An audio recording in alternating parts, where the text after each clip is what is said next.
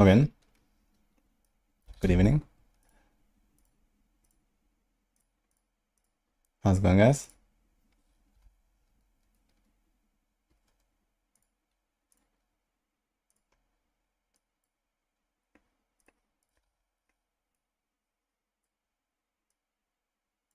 Right.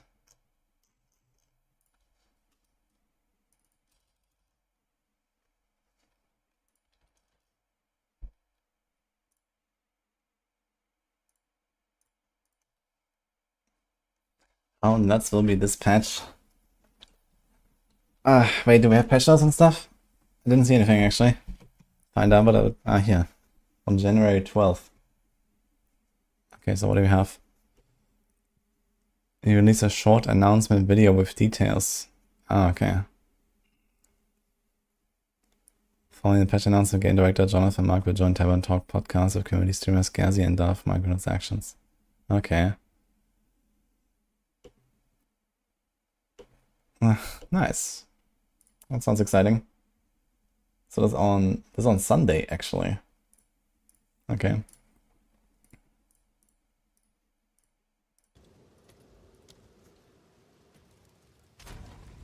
Oh, I guess they're gonna show something cool.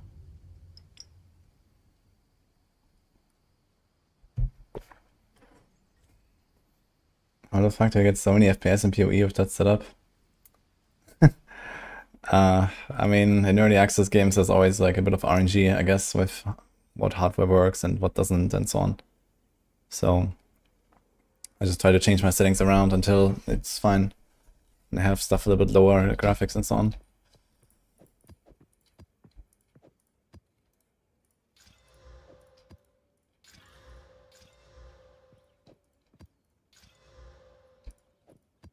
Okay. I guess it's time to move to tier 50 maps today.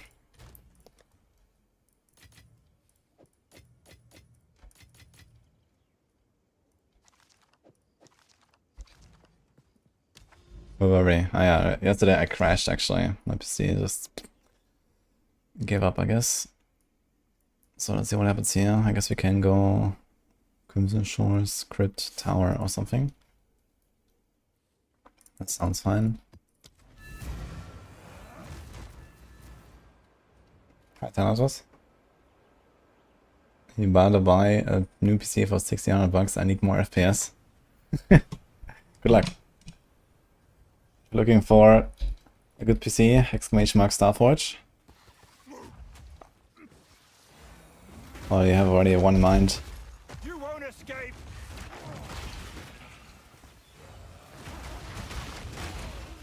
All the passes, so they can't replace anything. Oh, sounds like it served you well at least.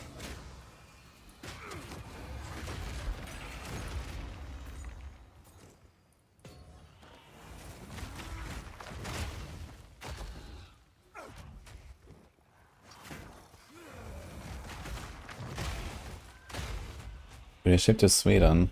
I'm pretty sure they ship anywhere in Europe. Or in EU at least.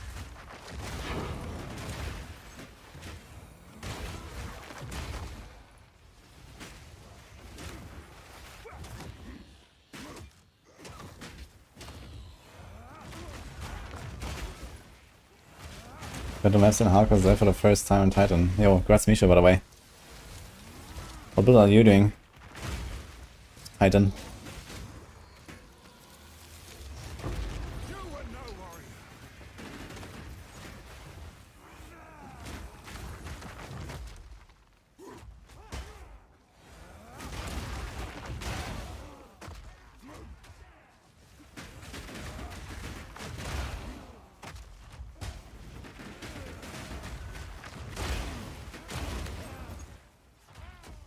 I didn't make my planner yet for this. People have been asking me. I have to do it today. Yesterday my stream crashed and my whole PC, and then I was like, fuck, I'm not coming back now. Because it took me like 15 minutes to fix. I was already late. I have to do it today.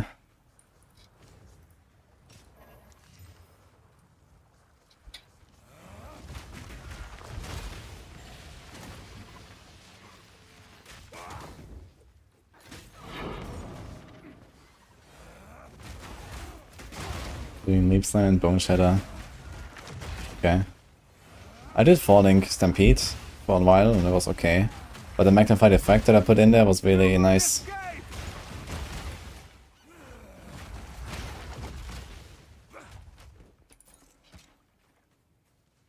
Did you gain more than 30 spirit? You're starting Act 3 and Cruel. Yeah, you missed one then. Azak Bok in Act 3. In Act 3 and in Act 6 actually. You get a quest there from the Bog Witch.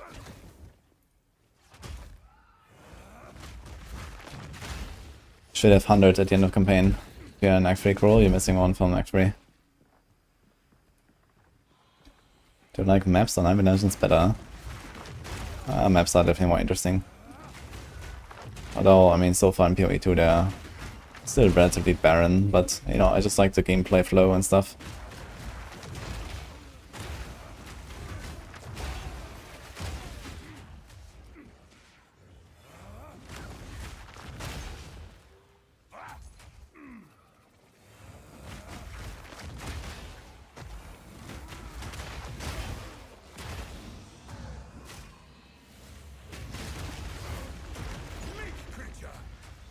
Can we go for the 4th NC today?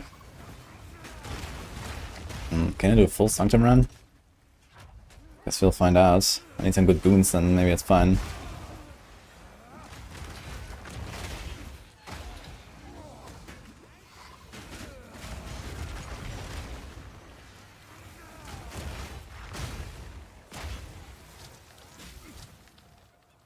I'm gonna test luck on 36 Stellars.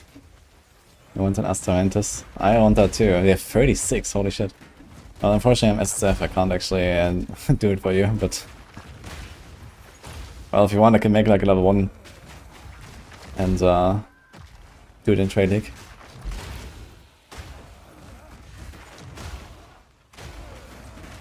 Guess that works, right? Is there like... I just had to go to town, I guess.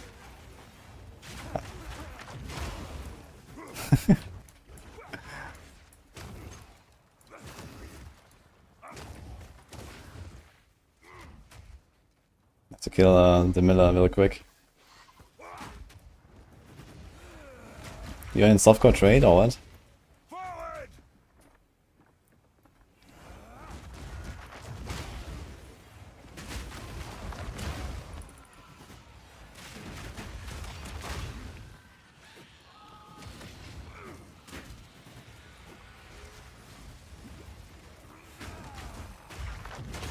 Sure, I'll do it.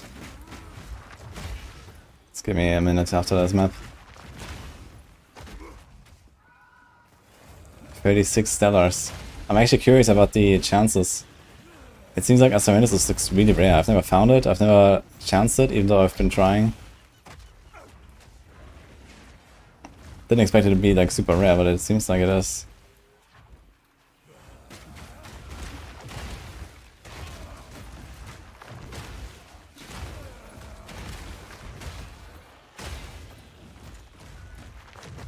Hi Danger, by the way. How's it going?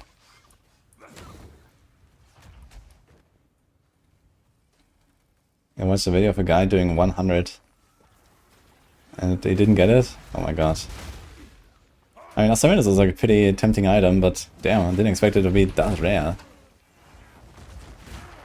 I feel like it's like also like such a, you know, an item that kind of like opens up a lot of possibilities, right? Because now you can suddenly like use all the gems and whatever, and yeah, I mean, it's powerful, but it's also cool, and I think this should be a bit more accessible, maybe.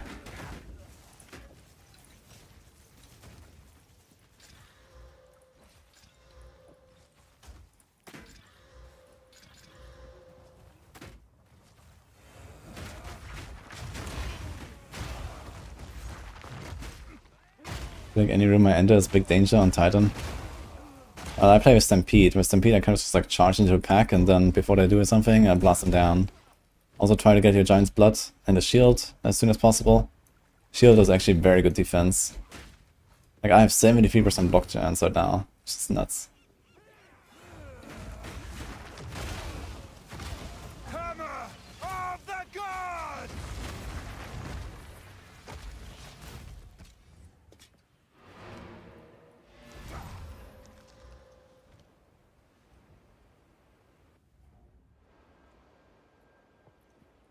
You got your Asamenus off a YOLO. Nice.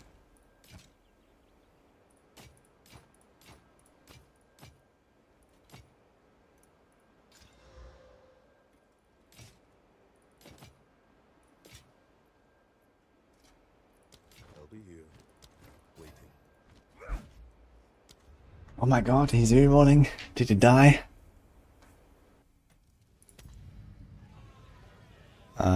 So standard.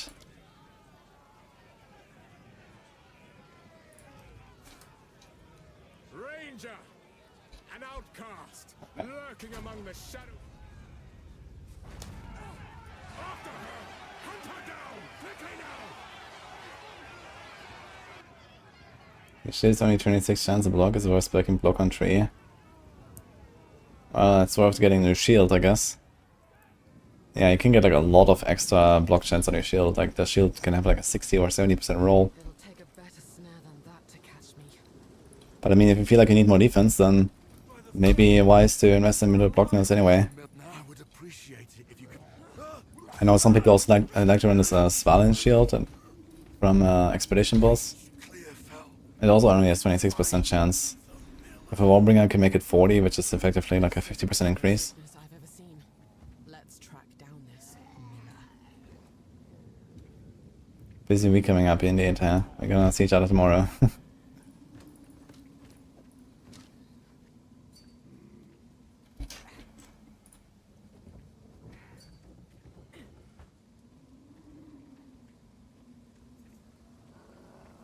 Hi, Ninix.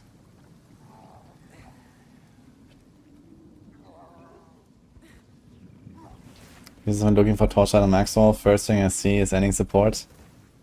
Yeah, there has been like a long letter posted. Another string to my bow.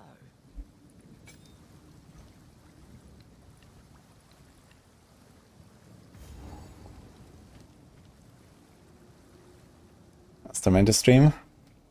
Easy. Yeah, people always want to profit a little from the streamer client. Can't blame them.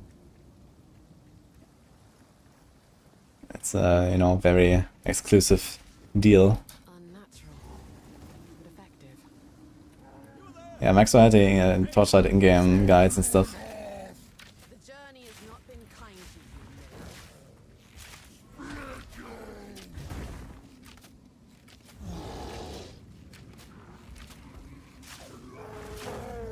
to you. Ooh.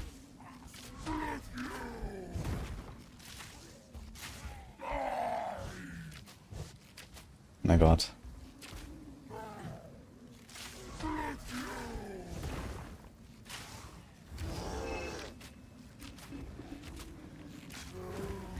Shit, the double is swinging. Perfect timing. Let's finish this.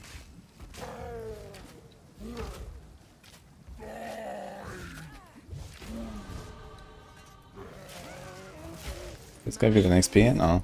They die the same. Alright, I'll wait in town. I'm coming. Please come. Just a minute.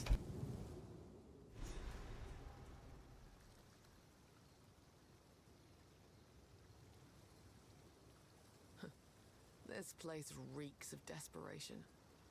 Best be careful who I trust.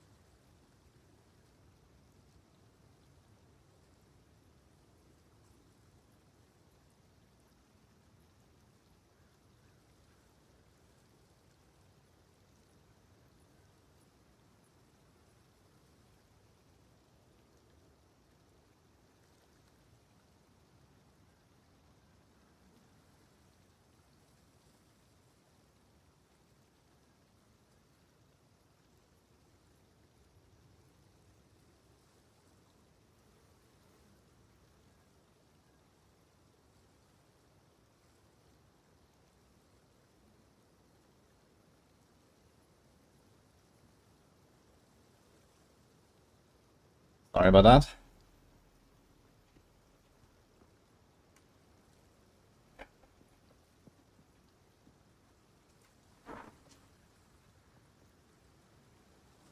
That Nini ordered some food earlier. We just arrived. Anyway. Alright, are you here? The warrior did not die, guys. All good. We're just here to have some fun. You'll see. I've not played RPG since playing Templar in D3 many years ago. I'm watching YouTube about kiting looting with Maxroll. Is it possible if high attack speed wants to do the same principle with cancel animation as last stop in PoE 2? No, the control scheme is a bit different in PoE. Like in PoE, you generally attack while move, but some things cannot be moved. Like sometimes you cannot attack. So it depends on the skill that you're using. Some have forced, you know, standstill, and especially ranged and spells, they can attack while moving. And yeah, like in the case of like many skills, not necessarily. Alright guys, look at this. 36 dead amulets, all of chance. For Mr. What is his name? Path of Ninja. Caltech. Alright, he wants a profit from our streamer client. Bit perks a little bit. So let's see what'll happen. You ready? Twitch Gamba, we can do Twitch Gamba too. Sure. I have no idea about the odds of this. I think it's very low odds. Astramentis or not. Yep. So this is probably not nearly enough. I'm gonna do 1 minute for prediction, guys.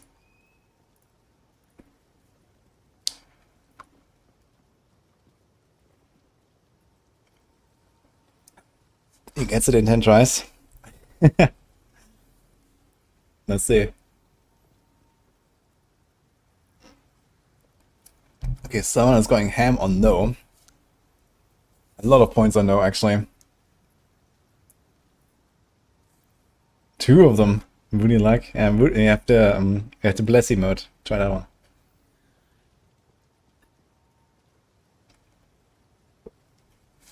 I'm here to get rich quick. Taking all the points from the doubters. What I'm thinking, this is because, yeah, pink grapefruit.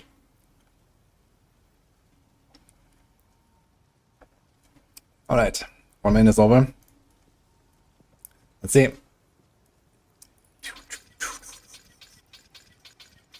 There is one other amulet that can appear.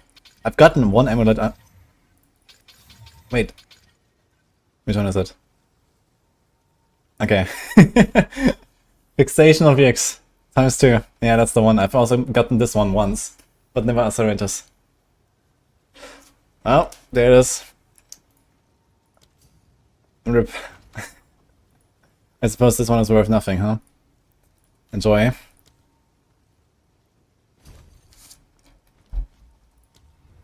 This is Shantum. Give me the chance shots. That's probably a better move. Yeah. I do live in Greece right now, yes. Alright, Doubters win. 250k. Oh, so God voted. 250k on Nope. Well, GG. High soap, by the way. He's sneaky. Biggest believer was 100k blower. Unlucky. Hi, Kieran. How much currency? Well, I guess it's not that much actually, right? How much is a Chancellor? I can't imagine it's very expensive. But I have no idea about the trading prices. And then, okay, the bases, Stellar Amulet, might be a few exos or whatever.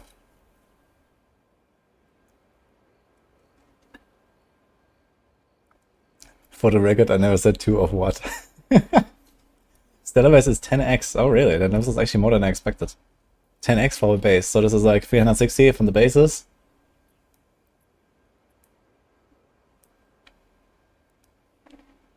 I am in Greece, yes, cheers of lucky. Speaking of.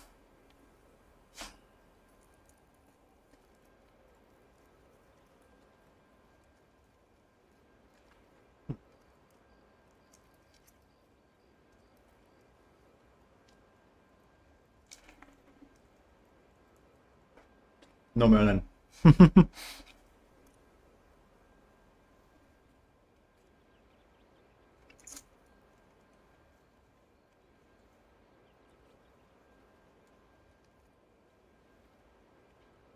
Who's ready for Grim Feast to become Grim Snack?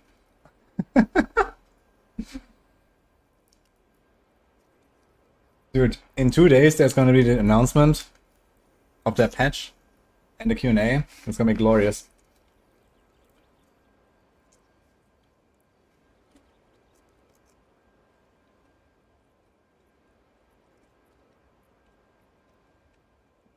Good luck next time, Papa Ninja. By the way, how much does an Astramantis cost? If one fucking Stellar Amulet is 10x, how much is the Astramantis, man?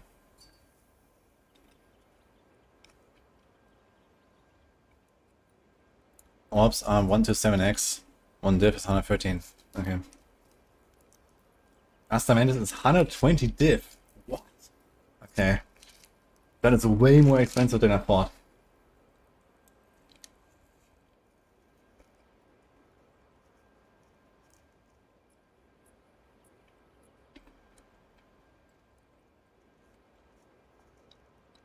The price of items never drop. I think it's time for me to quit the game. I think it's way too early to permanently quit. But I mean, if you don't like the game in the current state, you know, maybe come back with a patch.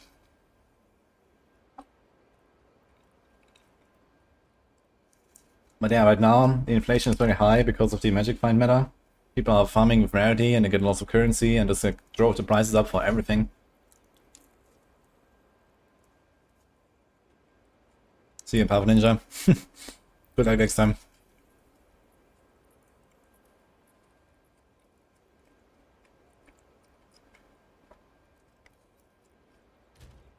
Okay, thanks for the info, guys, by the way. You're gonna continue in a second with the small lucky.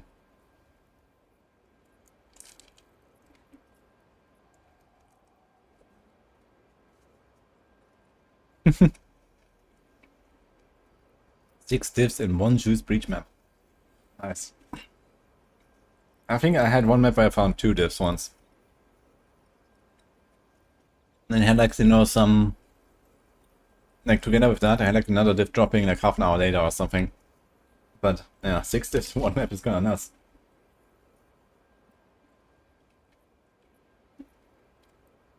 Hoa is bound to be nerfed. Yeah, it definitely sounds like Hoa would deserve a nerf. I mean, it's cool that there's like some, you know, crazy good boss drops and stuff, but Hoa seems to be way too dominant.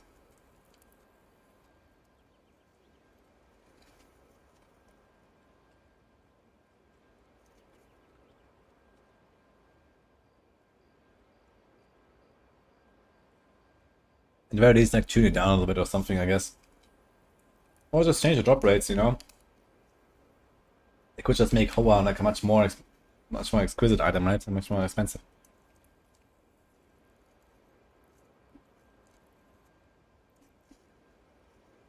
Yeah, I can speak and understand a little bit of Greek, yeah. But not that much.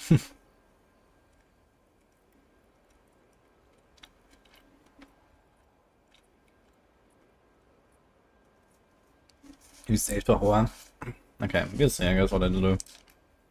Maybe, you know, in another patch. I think there's like more pressing things to nerf.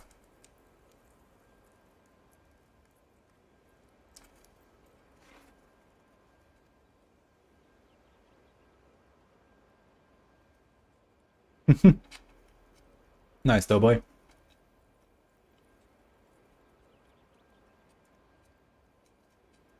To make a Stormweaver or wait for patch? I think Stormweaver will have plenty of good options to choose from, even if they nerf Spark, you know? Yeah, lots of skills and in the spells.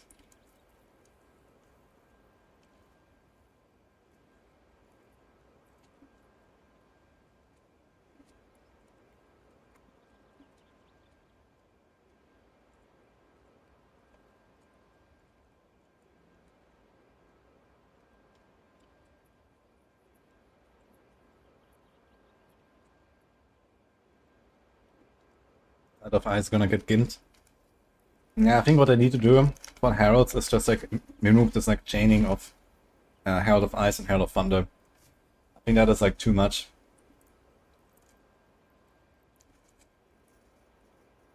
I think Herald of Ice on its own is fine. Herald of Thunder on its own is fine. But the way that people combine them is too wild.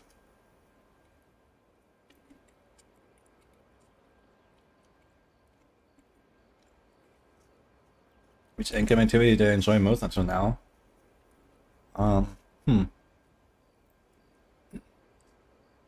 Definitely not Delirium.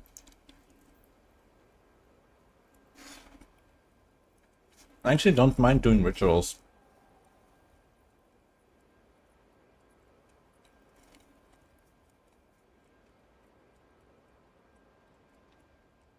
They listen to me and 90% of builds are going to trash. It's not that bad. I mean, it's a lot of people that follow the meta and, you know, like always play like the craziest OP thing all the time, even if it's unattended or whatever. And that's fine, you know, some people just enjoy doing that. But I think like for like the overall like health of the game, we cannot have stuff like double heralds. You know, this is just, it's just too much in my opinion, you know, it just kind of like takes away too much of like what the game is about.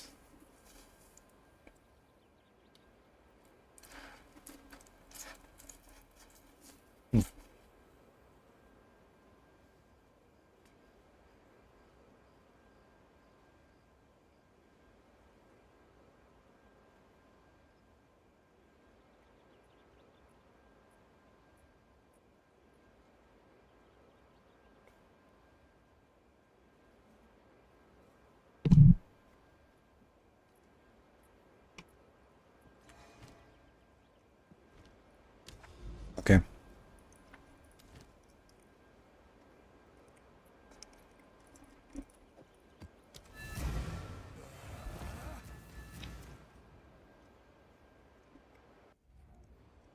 I'm not saying you shouldn't buff anything. And I'm definitely in favor of more currency drops across the board. Especially if they also plan to nerf rarity. I especially want to see more Chaos Orbs, to be honest, personally.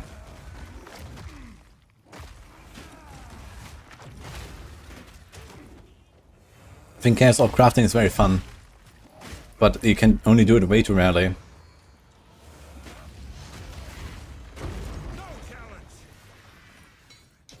You know, I don't want to make everything miserable. That's not what I'm saying.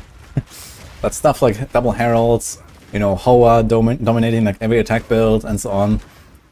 Like something like a Hand of Wisdom in action is so good that even builds that don't even, you know, stack int or, you know, any of the stats to like a noticeable amount, they just want Hoa anyway. And that's kind of bad, you know. If the item is that good that some people just throw it in there no matter what, without actually like building around it even. You know, some people that have like less than 100 int still go for Hoa because of the extra damage they get. And I think that's just kind of wrong. You know, if there's a build that is based around it and, you know, they stack like 400 int and like 300 dex and then they go ham, yeah, that's cool. But, you know, some regular build just being like massively improved by using Hoa just because, I think that's not good, you know.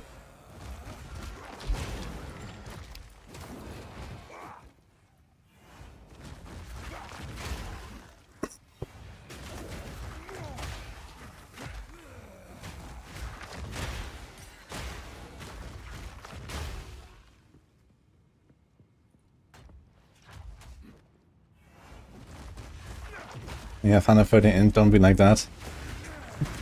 A whole 113.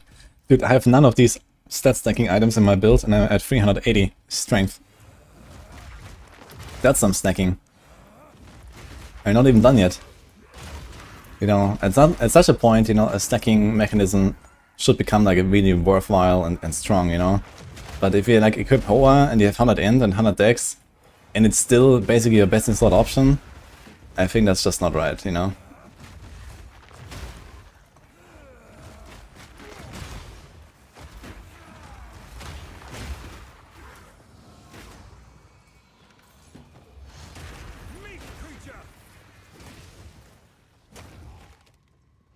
How do I feel about Spark? I think Spark is probably not a problem. I think the bigger problem is like Archmage and, you know, the entire kit that makes it strong, and you know, you can stack too much mana, making your Archmage too strong, giving you too much defense on mind over meta. So if this is like overall tuned down a little bit, it's probably fine. I don't think that Spark is necessarily the problem, it's just that Spark is like a very good and efficient skill at clearing shit when you have way too much damage. And people just have way too much damage, so that Spark is strong enough to do everything.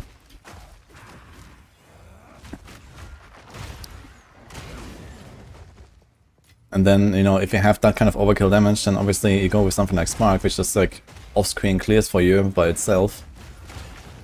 You don't even have to like aim, you're never in danger.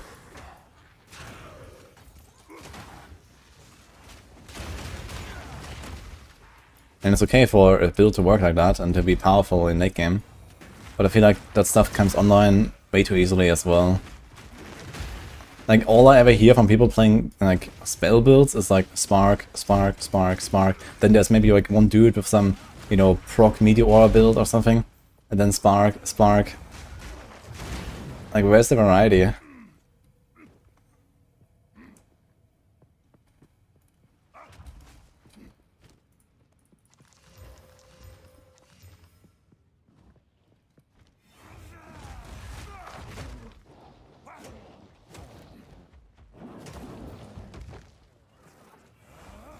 The Hand of Wisdom of Action is a Breach boss drop.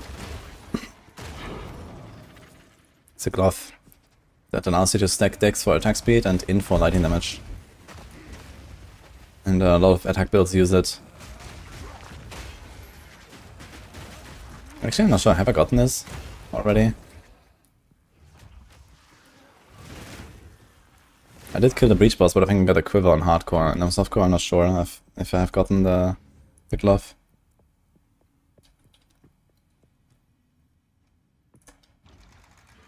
I think I might have. Dude, where the hell are these guys hiding? I'm not ready. No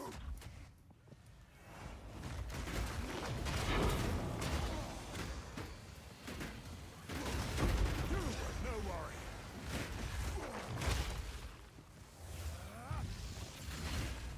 I missed.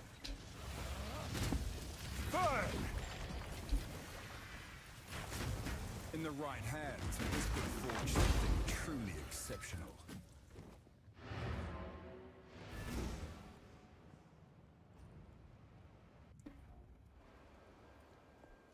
Will Gemling Billa build survive the patch?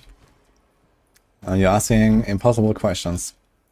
How about you wait until they actually tell us what's in the patch? But my guess is it will probably survive, but it will probably be getting nerfed as well.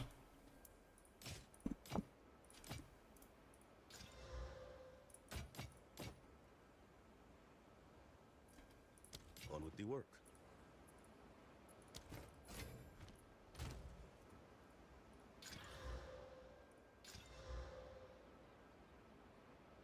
I don't really intend to do a minion build, but interesting.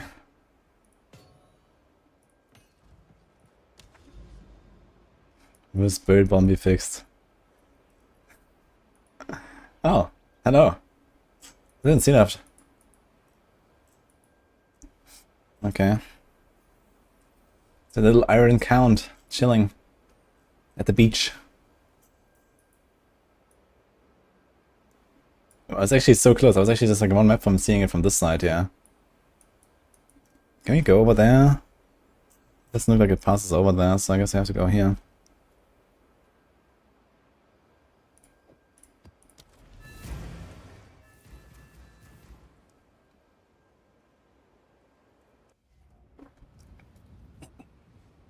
The Torchlight idea was interesting.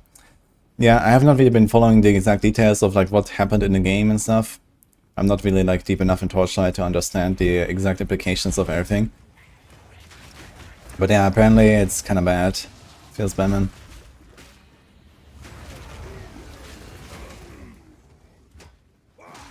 People were usually not very upset about the monetization model of Torchlight, despite it being a pay-to-win game, because the pay-to-win was like relatively mild. But maybe that has shifted now a little bit. But yeah, regardless, we're gonna try out the new season later.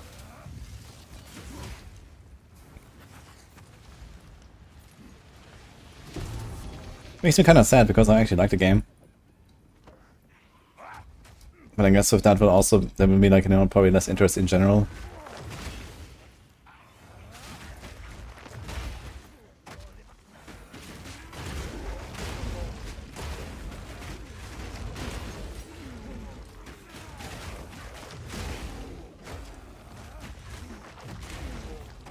The person I gotta sit on an inaccessible island. Hilarious. No, I did not see that, but it sounds funny. Because sometimes you can have like a, it's just a map in the middle of nowhere in the water, which is hilarious. What am I drinking? This is pink grapefruit soda.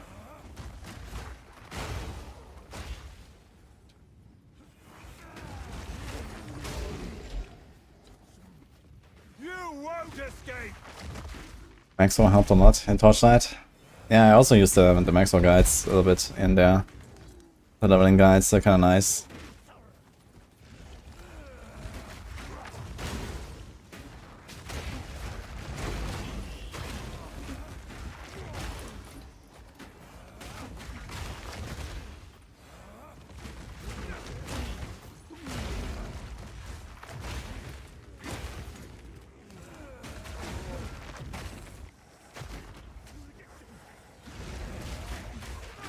What the? It's getting pushed around while you're stampeding is kind of funny, man.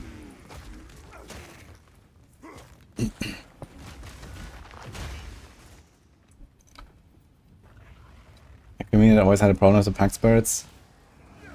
Yeah, apparently they are like more impactful now and so on, and you know, instead of like kind of moving away from that to like a, you know, less pay to win model, apparently it's like getting worse. And yeah,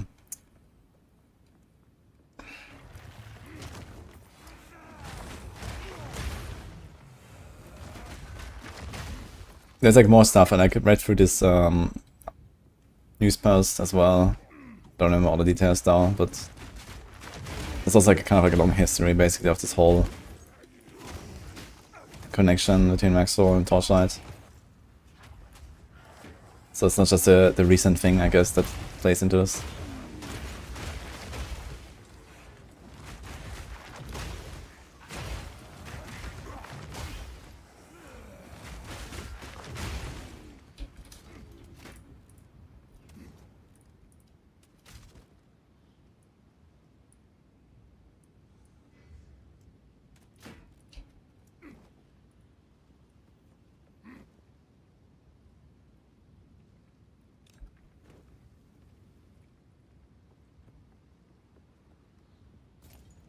First Sunsetter has irradiated and corrupted.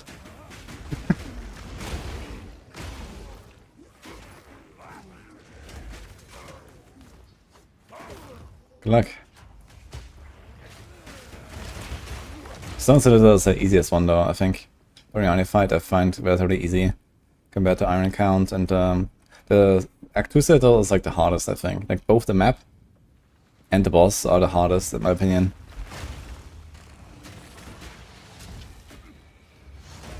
And Stone the easiest.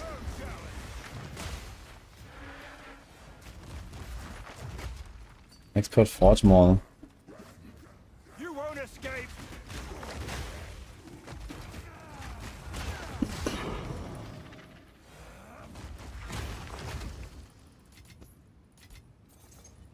I've nowhere to keep that.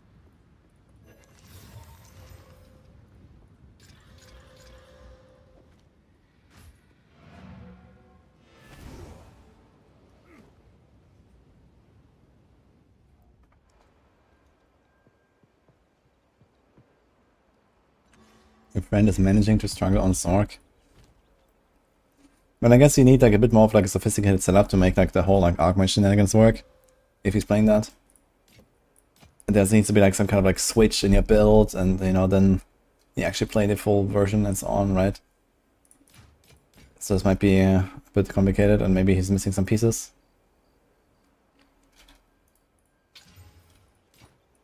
Until next time.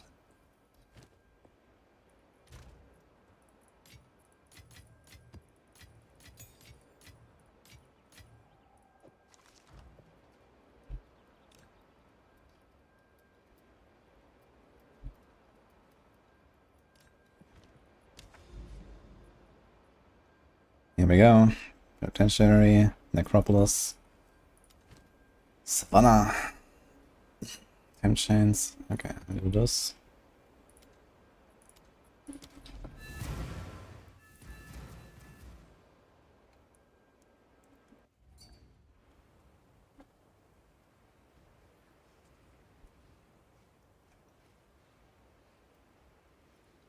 Hey guys, I'm gonna go on voice.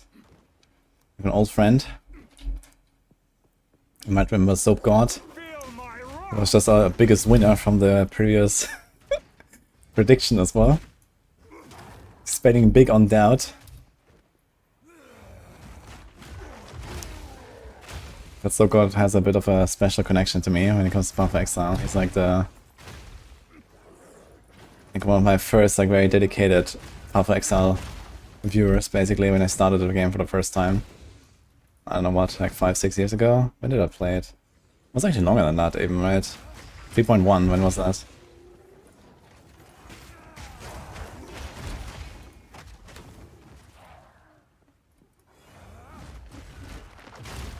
I haven't actually caught up since PoE came out.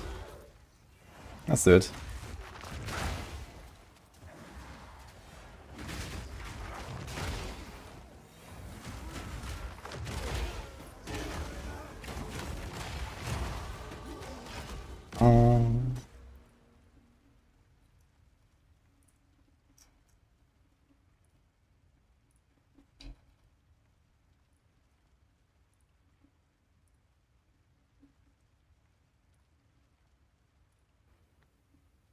Hello? Hola. Hable español?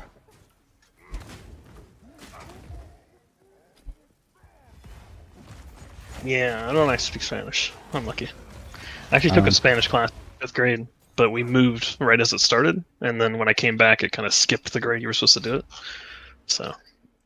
Oh, unlucky. Then I never took another language class, so. Okay, so now you speak 0.7 languages. Basically. I'm an Englishman. How are you doing, man? It's been a while. They're good. Just, you know, playing the Sorcerer Spark, you know, collecting divines. While I'm preaching about nerfing it.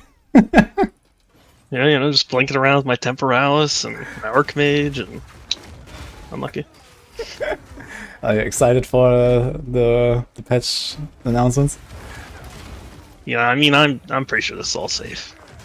I mean, Sure. blinking around seems pretty normal, you know. Spark has like 20 projectiles per click. I think we're good. Yeah, You can seems... use Mom, get like a double the health, and then you throw ES on top. Yeah, it seems safe. Okay then. What level are you? 96.5. Nice, okay. This is your only character? Or you have more? No, just this one. Okay. So you weren't like blasting like all day every day or something, but still quite a lot, I guess. Yeah, I mean, I've been at 96 for a while, so. Okay. It just so happens that you are at 96 for some reason. Yeah. Yeah, you know, there's a, you know, sometimes you walk into maps and then you kill a pack and there's 15,000 sparks on the screen and then 7 small little circles that are going to one-shot you spawn on top of each other and you go to pick up loot and you die. So, unlucky. Sounds familiar.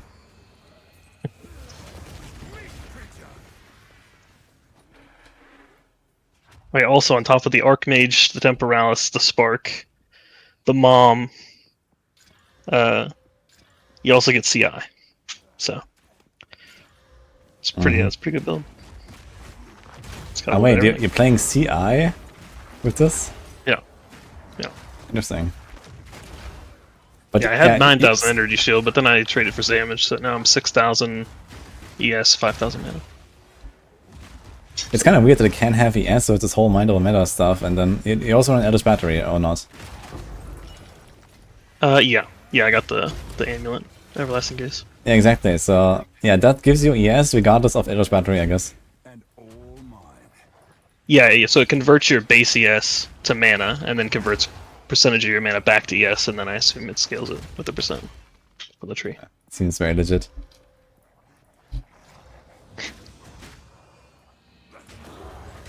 It's pretty balanced, Woody. You just need to try it, you know? Once you get the feel for it, then you'll realize that the game should just be like this. Surely. I mean, I do have an everlasting gaze. See? Yeah. Like, do I need anything else with this? I mean, if you want it to feel good, you should probably get the Temporalis. Realistically, you'd probably want to corrupt your helmet to get a little extra spirit, and then go and farm Sanctums so you can get the increased spirit passive node jewel, whatever I forget the name of. Because then you can get Blink on your main skill, so you don't have the weapon swap for it. Oof. Yeah, I'm not sure about the Temporalis. I heard some guy was like farming 100 Sanctums to even get the thing to drop where he can do it. It's like one of my viewers told me There about seems to be a lot. That's a lot of Sanctums.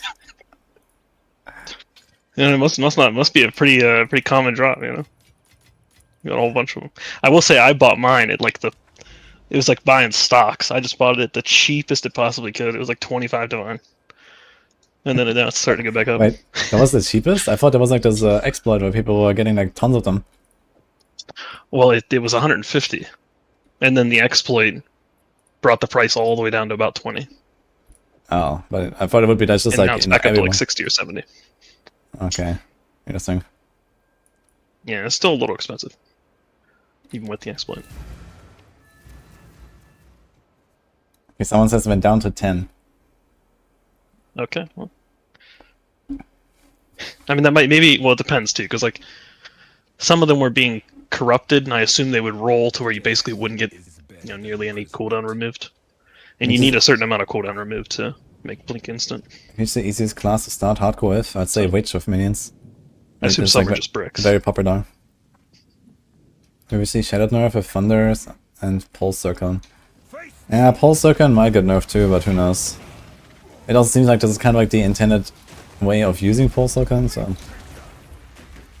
I actually gambled one, or like chanced one yesterday, so I have it if I want. But this build is not really suited for it, I feel. I'm not sure how I'll get enough cold damage in my build here to actually make that happen. Unless I get like a weapon that has like nice fizz percent flat and like both of them basically, and then like a big cold roll. Then maybe you can have enough cold damage to make this work. How much armor turn +1 has over base? I thought that it's like a 42% increase per difficulty, but I'm not sure about that. So base is like 4 million, I guess +1 is like 6. But maybe it's more, I don't know. You have enough cold damage with cold infusion? I tried that and I couldn't get to shatter anything. I actually did that yesterday. I used Herald of Ice a little bit, I put a cold infusion on my Stampede. I couldn't shatter anything. I even put Glaciation on it. For the extra freeze build up. Wasn't enough.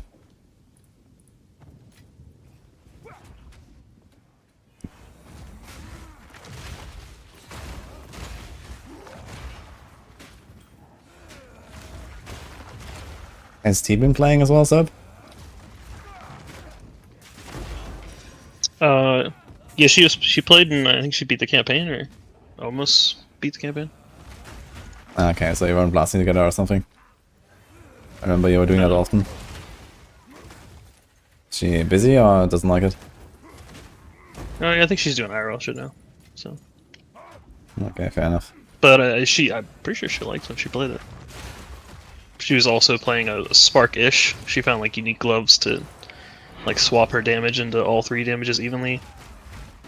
And then she had her tree, there's a couple wheels that benefit from doing all 3 damages. So. Yeah, I know about that. That's cool. But yeah, as far as I know, she was almost beat the campaign or beat the campaign. One of the two. Alright. Tried to talk Boom into playing, but he's on a Counter-Strike kick, or Valorant, so unlucky. Unlucky indeed. But you're gonna stick around, or what's your plan? Yeah, I'm just chilling. Just play this, and I don't really have anything else I want to play. So Now I just sit and stare at the trade site. I do have to say I'm quite happy to play as F. Yeah, yeah. Trading is it's pretty interesting at the moment. Yeah, every day I just hear people complaining like, oh my god, the prices are so high, I can't get anything, you know, I get like 1 divine in 50 hours, or I don't know, 1 divine in 90 hours.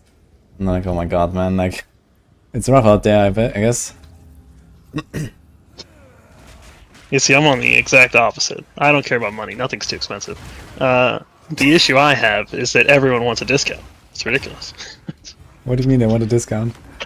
They just whisper you, and you can like count down to 10 before they send the message for the lower price, and it's always like a 50% discount.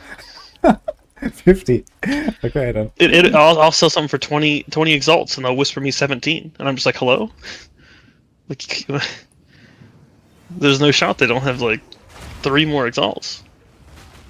That can't even be that much of it. That's one map. That's one breach. You just go run a breach. I don't know.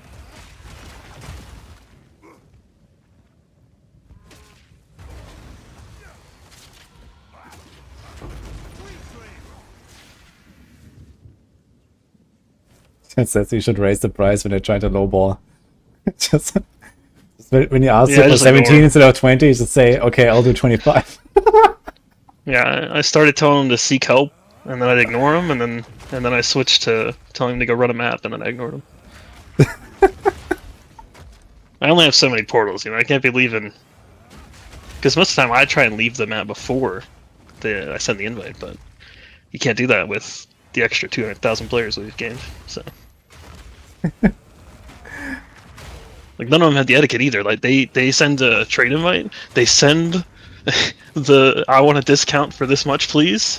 Then they send you an invite to their party, and it's like, oh, hold on, brother, we didn't get to there yet.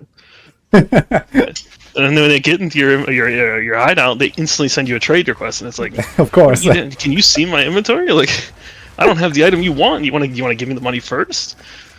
I don't know. It's weird. Just no like the built-in etiquette for PV1 just not there yet. I guess it's probably because they're like, oh man, you know, he's actually accepting maybe my lowball offer, so let's get out of here real fast before he changes his mind or something. Yeah, maybe. Just imagine like going to Walmart or a gas station. You just go behind the counter and start scanning your item out. Instead of like, you know, waiting for the worker to be ready. It's like, what the hell? That's a funny analogy. They do have self-checkouts at Walmart, so maybe. If they had that in PoE, I'd love it. Yeah, I'm just gonna see myself out, you know, you take the item from the stash, throw in some exalts if you feel like it, and then... It would be kind of, I mean, I have it in like a stash tab. What if that stash tab was just like open to the public, but everything was locked except for the thing that they're trying to buy?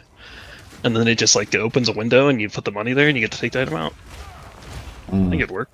So they still have to come to your place to get it. Yeah, just make it easier for me to not have to interact with them.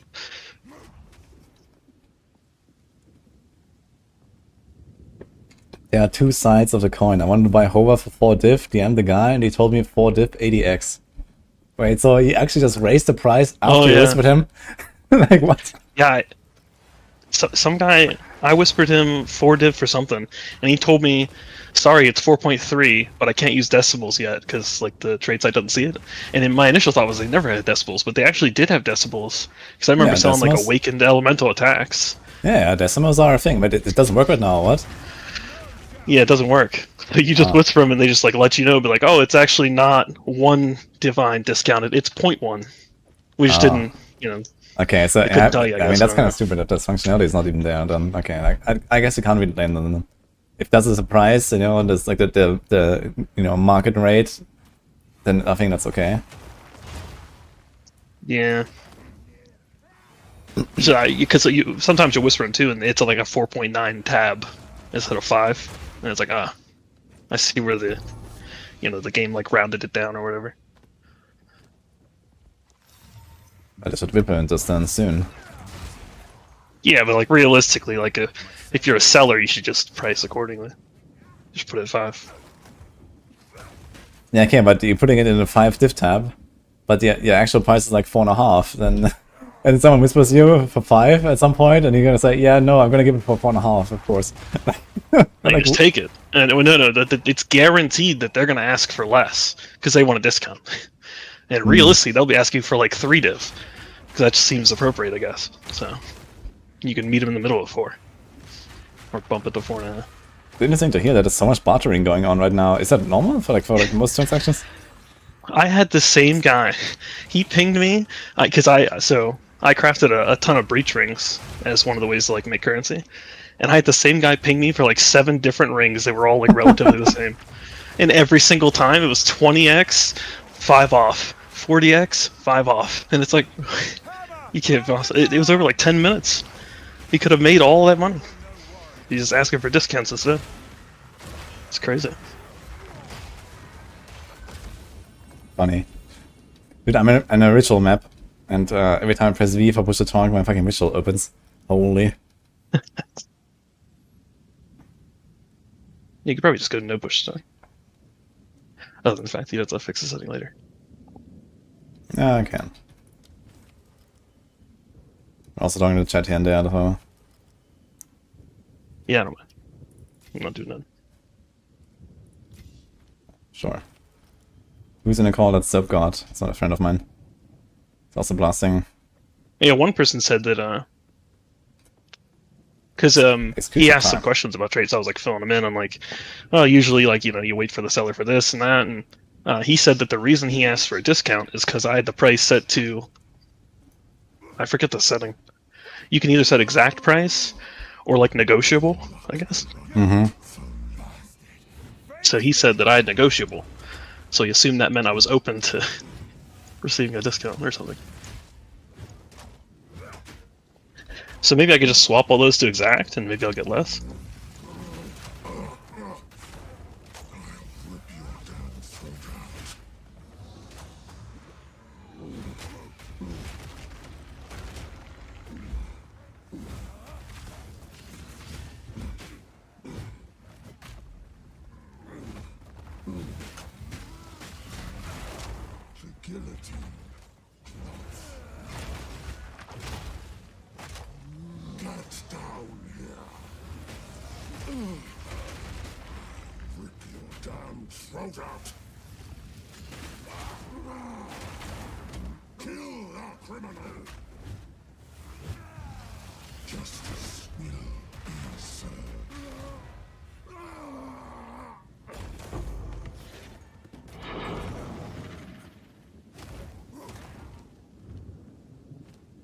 What the hell?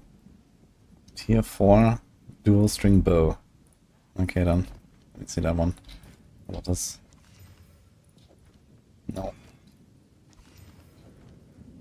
Oh. I can't see this one. Get out of here. So what is your going theory for how to best find the citadels? I'm going with the Snoobu theory. What the? So Snoobu, no, sorry, Snoobay. Snoobay, another PoE content creator. Yeah. He says that the game is like Delph, and you need to get further away from the start. And I will say, I've been running circles around the beginning, and I haven't found fucking any. I literally had 2 on my map, and I found my 3rd today by running in a straight line to try and get as far away as possible. So. And that was my original thought as well, because I figured, the entire thing is very Delph, like affinity, basically. But it turns out, like when I was running on my hardcore character, I found my first 2 citadels while I was like doing my first 50 maps. Like I was in tier 8 maps or something and found citadels already. I'm like, that is very close. Yeah, that's like, my it's like first one screen away from the start or something. And like, what? Yeah. Yeah, mine were the same. My first 2 were within that first, like a 1 screen to like the northwest and 1 screen to the southeast. But then I went like 3 screens in every direction. Didn't find anything. Yeah. Well, if you had these very close things, then yeah, there's like no minimum distance or something, I think, so. Yeah. Unless there's a like tutorial, like, you know, give you a first one to get started or something, but and then I just never found the third. I don't know. But I do know that I tried, you know, going far and I ran into one immediately. So that anecdotal evidence is gonna send me in that direction. Forever. So. But yeah, some people have found like 30 and 40. Yeah. And you know, he had 5 on one screen, and I found 2. Couldn't be me, huh? I have 430 hours, and I found 2. Like until today, I found the third. Really? That's crazy. Dude, Yeah, and I haven't even found the third type. I thought like all of them. Like, one of them was a repeat. I thought like all of them I like know. 10 times or something. Yeah. Yeah, I saw your you know, you're doing the podcast with Ziz and Crouchington, and all your takes were like opposite of everyone else. I was like, damn, how did he get all this? Because I'm sitting there like, yeah, I ain't got any either. Like, Next Zork, yeah, probably. Okay. you're over here trying to nerf my Spark character, but you want to keep in all the bad maps. Which, by the way, I think Augury's fine. But if they made the levers instant, that's fine map. I like that map. Yeah, I'm not sure why I want Factory, to though, say hating on that could Augury. I think Augury is an okay map. I mean, the levers are definitely, you know, a turn off. There was a few times when my character was real weak that I'd like click a lever and I'm just like waiting to pause so I can leave because I'm about to die. Wait, It's what like you're happened ringing to the the bell room? for the mobs in the next room to come over and kill you. Yeah, you always need to clean the room behind it. That's just like a general rule that I have for Augury, and then you're fine. So you clean the room behind it, and then go back and click the level, and then you're fine. Yeah, but what if when you click the lever they spawn new mobs? Yeah, they're waiting, huh? You know, they're hiding in a corner somewhere. They're gonna crawl the ground. It's real easy with Spark now because I have like, you know, tons of duration, so you just send a couple sparks through and it kind of clears the room. They played minion builds and got stuck in the doorway. I do have push to talk on now? Yes, I still have it, okay.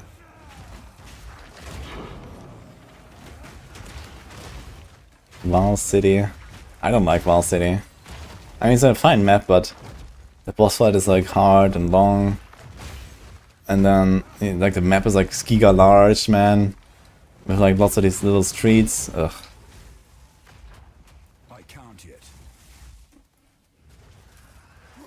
But I guess it's like kind of like a special map. What is your favorite map? A Karui soul for my collection.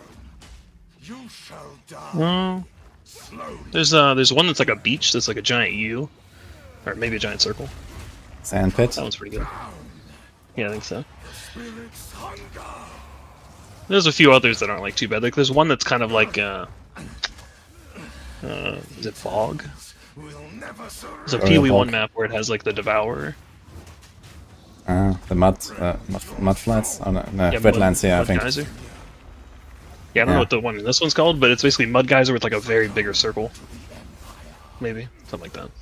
That one's not too bad. Any, you know, any of them that are open that aren't dead end should be good. Meaningless life ends now. Cut down. I think there's also like a mountain one and like an icy one that are like basically strand but really long and maybe more narrow, but you never see them. So Join me. Take that. The Eternals will never surrender.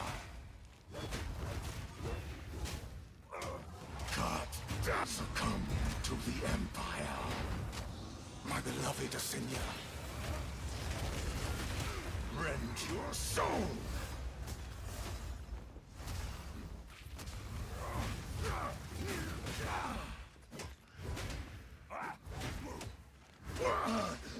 You cannot stop. I have to say, it's kind of funny smacking bosses with auto attack at level 85. yeah, the top end builds in this game in comparison to the bottom end, that's quite the gap. If you were playing something special.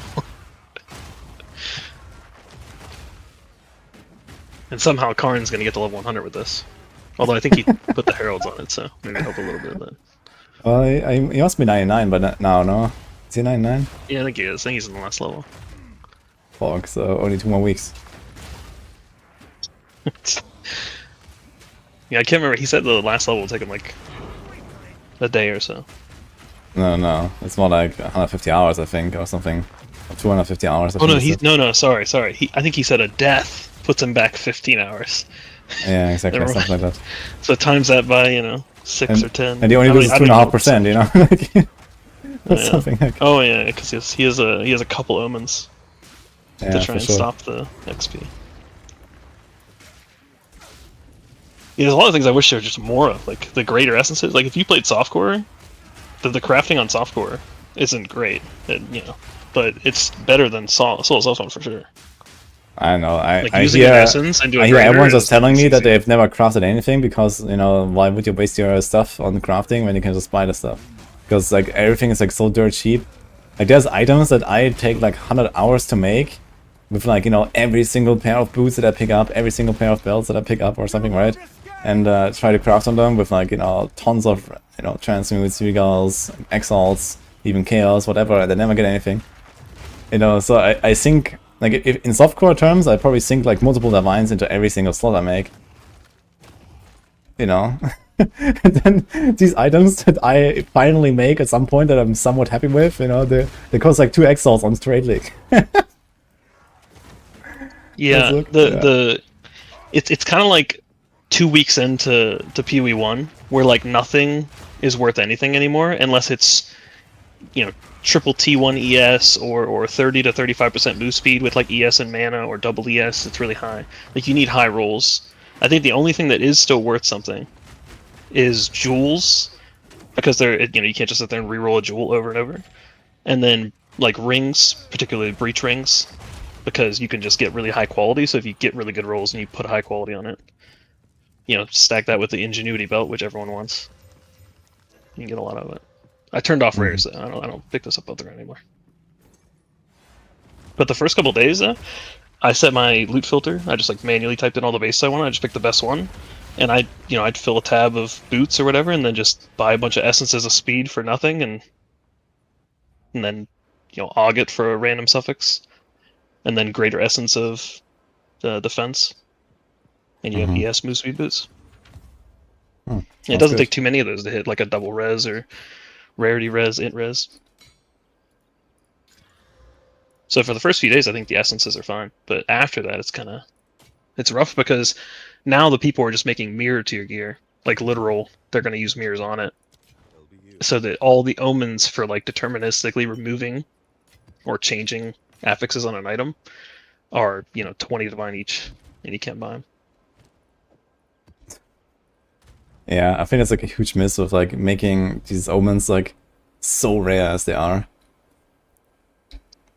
Yeah, I question, like, even if they made them like 10 times less rare, they'd probably still be really expensive, because the only people using it would be the mirror. Yeah, exactly. I think they have to figure out a way to actually make them worth using for non-mirror tier gear, right? So this is like kind of like what they need to do to make this like actually a thing that people use or want to use, or at least don't feel bad about using for themselves, So yeah, it's a struggle. Yeah, because I mean, if you made them 10 times more common, then I feel like there would just be way more mirror tier gear available. Yeah, exactly. I mean, they need to find another way to like keep the mirror tier gear as rare as it is, but still have actually, give people access to like these kind of crafting options. Like I'm at 400 hours now, and I've never gotten a single fucking omen for meta crafting. Like not one. And if I think about that, even one won't save me, right? It's like I need a couple dozen to maybe have a chance to make an item out of it or something, right? And I'm at 0. So it's like, yeah, okay. They could make it 100 times more rare, and that would still be relatively rare, 100 times more common, I mean. So it's like, ugh, I don't know, man. Like it would be very tough. very fun to use them, but you just can't. They just don't exist. Sometimes people ask me about them, and like, yeah, just assume they're not in the game. That they don't exist. It's like how it works. Yeah, I think the only omen in reach for like your average player is the corruption omen, and even that's it's 100 exalts at the moment, so What? maybe Really? not that. Yeah, I mean it used to be like 40, and like 70 4 days ago or something, but now it's 100. Just because so many people were trying to like they get a unique item and they don't want it to do nothing, or they get they're gonna corrupt their rare helmet to try and get spirit on the implicit. They don't want it to do nothing, I can't yet. so Crazy. shut up in price. Yeah, I got one of these. Didn't expect it to be that expensive though.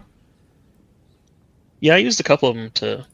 I just went and bought like 6 helmets that were the exact same as my helmet, so I can get a spirit implicit. Because I needed spirit implicit with the jewel from Sanctum, so I could get 60 spirits I could turn Blink on, or Grim Feast, or Cast on Shock. But Blink just feels like when you have Temporalis and you have Blink on your main hand, so you don't have the weapon swap to get to it. It's very good. Yeah, sounds nice for sure.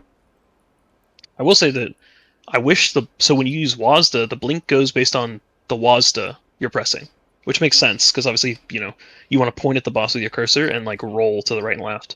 But I wish there was almost a setting where I could just like tell it to follow my cursor, because it's really hard to blink when you're stuck to like north, south, east, west, and then the ones. Well, I guess you have to like stop moving, and then it will you go have to to your like cursor. fully let go, which is super weird on keyboard to just like let go of all your keys.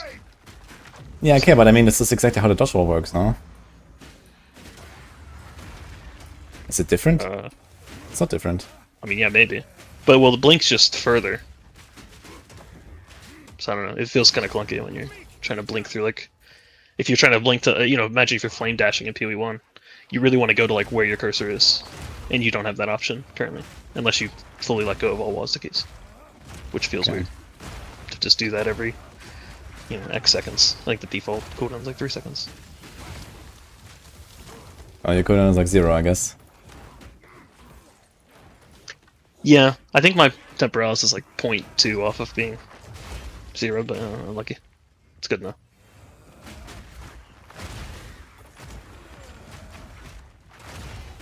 The minus. It's corrupted. Unlucky. Yeah. But I got a higher roll on a couple of the other options, so...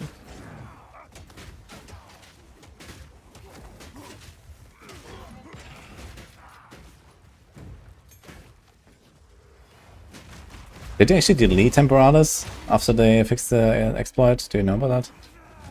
I don't think so. I mean, I assume if they like caught, they were like, "Hey, this person definitely did it" or something, and they had 100 in their inventory, then those would have got deleted. But any that were traded or anything like that, I don't think got removed.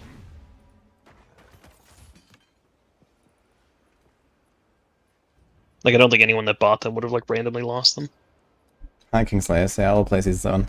I will say, in case someone hasn't seen it, you probably shouldn't buy anything un-ID'd. Although in saying that, there are people now that are doing strats where they want to sell things un-ID'd because, like, it's like Watcher's Eye farming in PoE1. Like, you just want to leave them un-ID'd so someone else can take the gamble. But maybe it's passed by now because I'm pretty sure they patched it out already.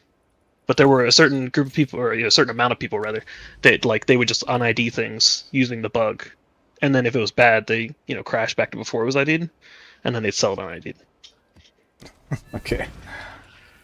Yeah, I think I saw an MP video where he was un-IDing one of the jewels or whatever it was for one of his viewers, and it was like 6 in a row that were all just awful. Like, it's like the worst possible rules. And I thought, like, oh, geez, that guy probably bought a bunch of, pre-checked ones. So, Oof. surely those are gone by now. That's been a while. I think they patched it out when they came back. So. It's funny how the same problems keep coming back in every RPG. Yeah. I remember something Not that even New World from like... duping stuff. I remember that shit from like, I don't know, 15 years, 13 years ago in Diablo 3, man. That was like some weird hack to check unID'd items or something. And the people were selling them. It's like the same shit.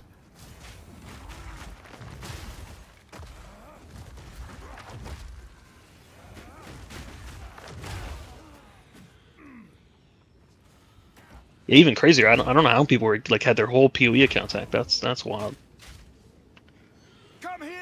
Well, there was one theory that I heard that seemed plausible, which is that some people just use like extremely old accounts with like old passwords that have at some point been leaked, in the last decade or something.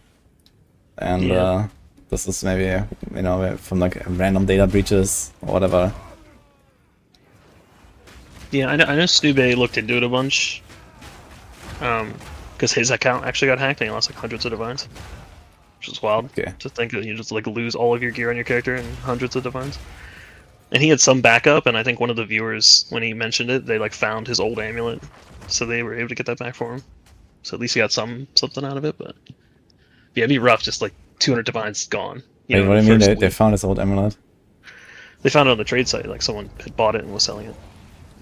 Or maybe they took it and sold it, I don't know. They could have bought, I'm assuming the people who stole it sold it at a really cheap price, and that person was probably just reselling it after buying it, so. But they just like looked at the stats of his old gear and they found it on the trade site. Yes.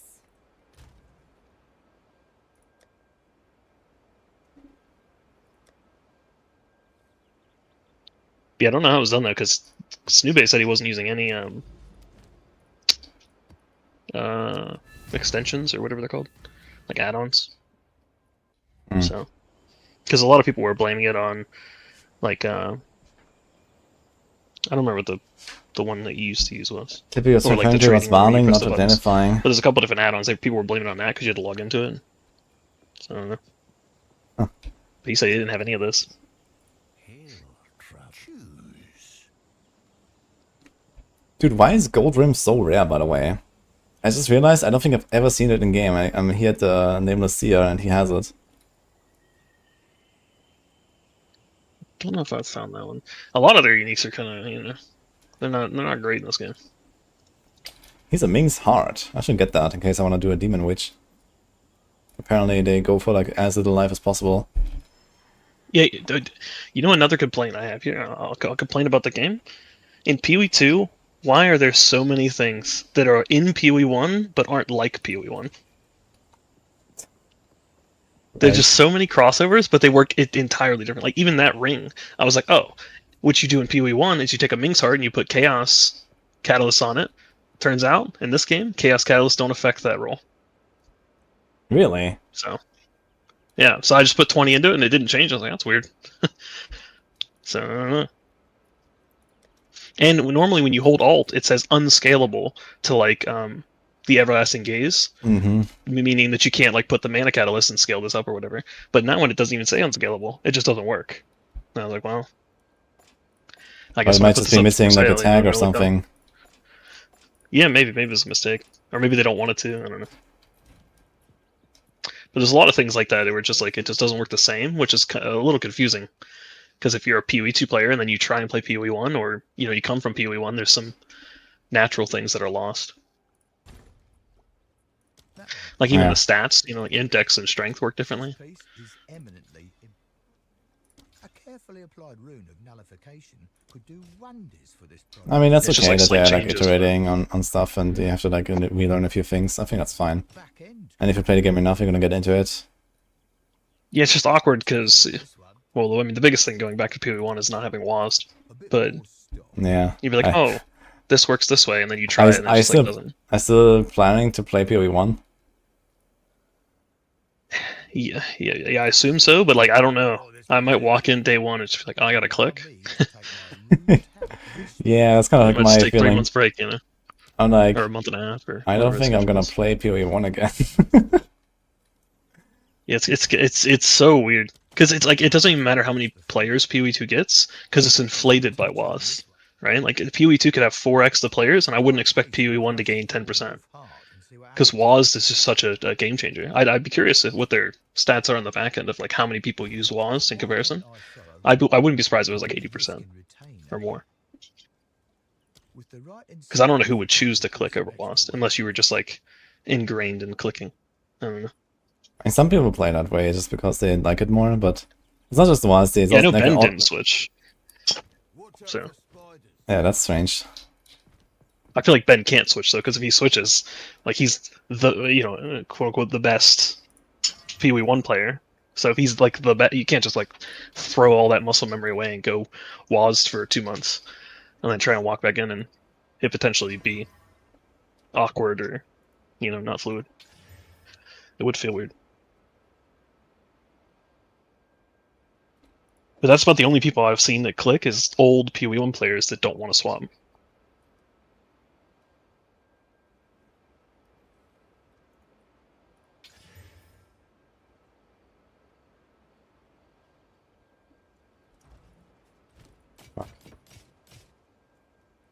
They'll be here, waiting. Hail. Hail. What else do I have?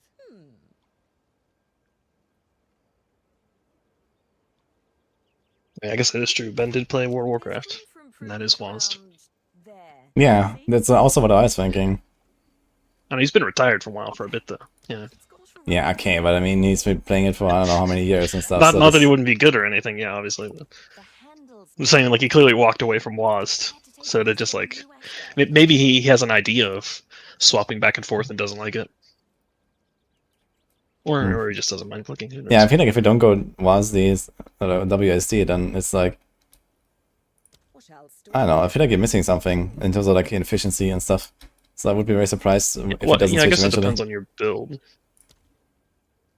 Some builds really like WASD. Other builds not so much. Yeah, but, you know... I'm pretty sure it's got a rather unlucky flaw, but I can take care of that. I heard some people complaining about Warrior not being able to move and attack with WASD, the same way that Sorcerers can. Yeah, because a lot of the Warrior melee would be skills... weird if you could just, like, leap sideways as you do your Sunder Slam or something. No, I think that's not a problem. It's just that, you know, you don't have the attack while moving, basically. Like, you're locked in the animation when you're doing a melee attack. So it's just like how it works in melees. So, like, your Thank you, Nico, precision for the strike, sub. you pull it back and then do a swing. Do you think you should be able to move during that? I mean... Like, as it's I'm charging up, you just, like, slowly fine. sidestep in? I'm fine without it. I don't think it's needed. And you can still roll out of it if you need to.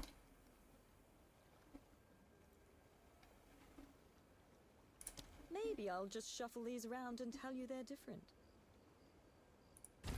You've got it all wrong. Pretty sure you've got it wrong. How about I grind this a bit more?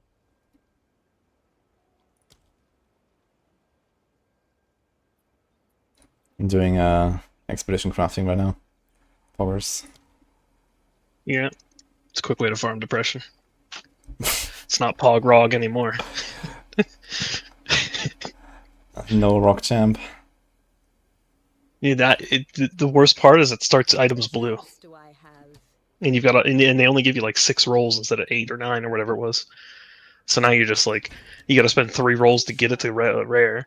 And now it has to have the mods of a whole rare. Could fix that. So like you finish it and you need exalts to actually finish the item.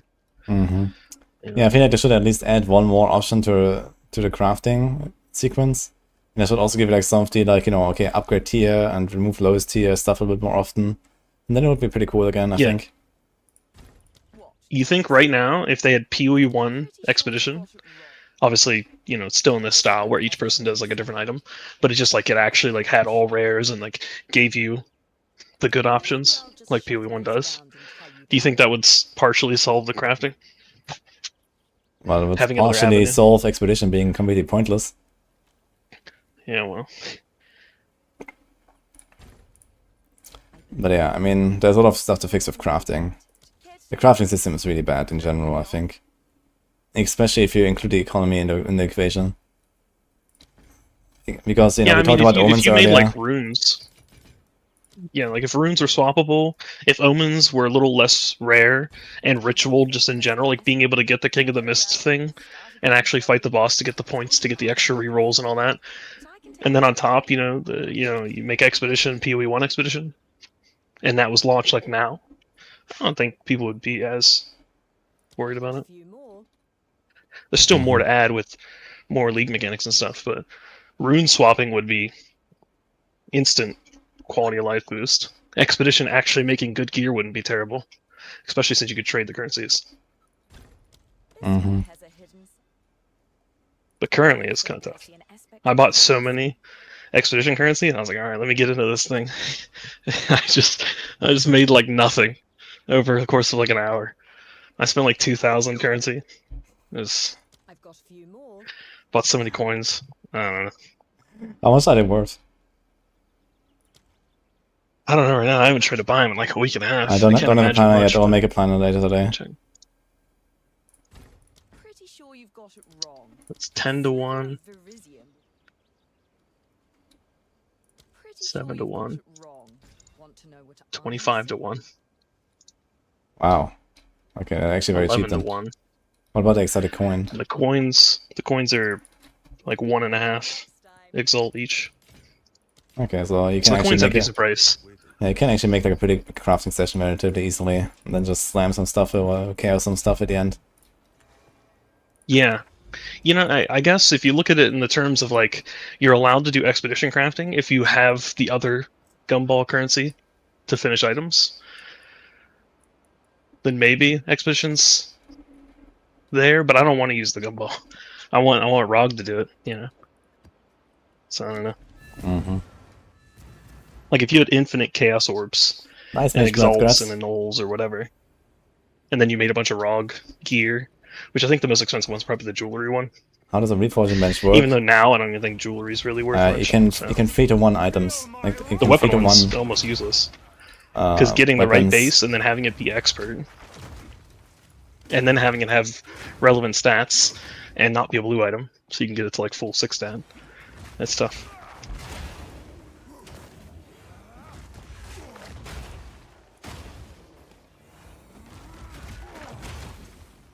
Any source of which boss can be on each map? Every map has a specific boss, if there's a boss. They're all fixed. I could list them out, I guess, on my map sheet. But which one are you asking about? I can tell you.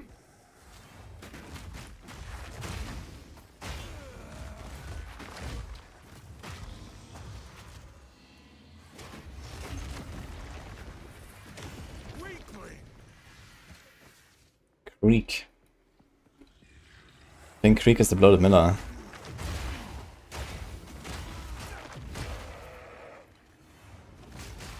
Okay, about the reforging bench, Nico, it's like a 3-to-1 system, so you put 3 times the same item and you get one, for example, upgraded map, or you just get like a new item, like a new version of that item, then you 3-to-1 like the same, you know, maze or something.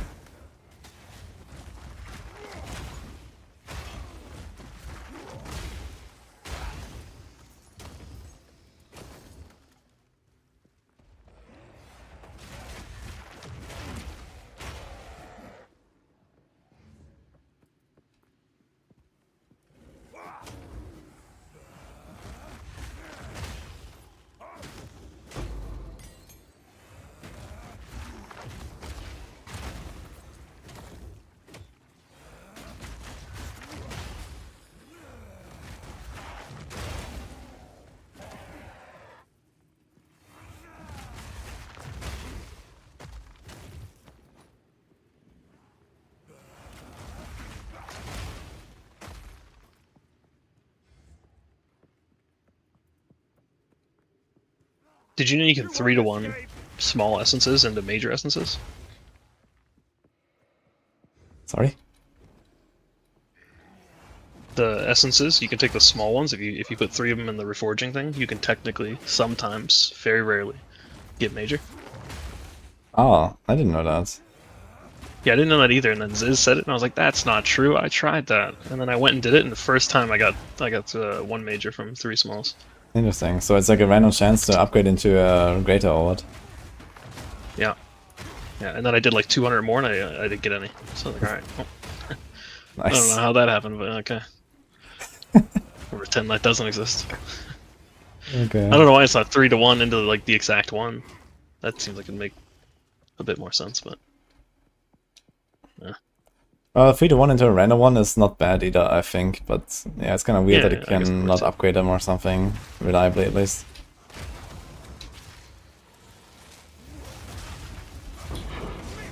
Because I think if I was doing Soul Self-Found, I'd probably take the essence points on the tree thing in hopes, assuming that the only way I was crafting my gear was essence, Aug essence.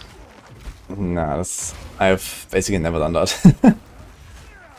You don't get nearly enough Yeah, essence I for mean- this. I mean, you know, like every map you can spend like, you know, 10 to 15 transmutes or something. And you get like 1 essence every 5 maps or so. Like, you're not gonna do that. You won't escape!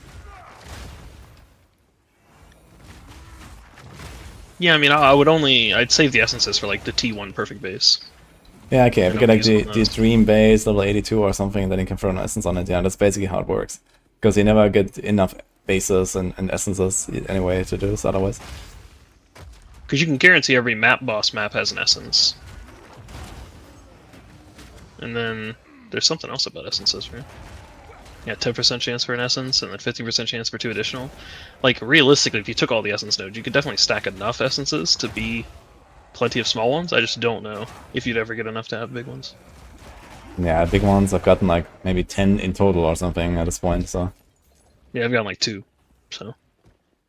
But if you got a ton of small ones, Yeah, and then I you mean just that... ditched all the bad ones. Yeah, that's not really that impressive, because a lot of types that I want to use, like for example physical on weapon, there's also like physical mana leech and physical life leech and shit like that, so most of the time it doesn't even help you much with the odds anyway. It's just like another transmute with like, you know, slightly more in the direction you want, but also still terrible odds anyway.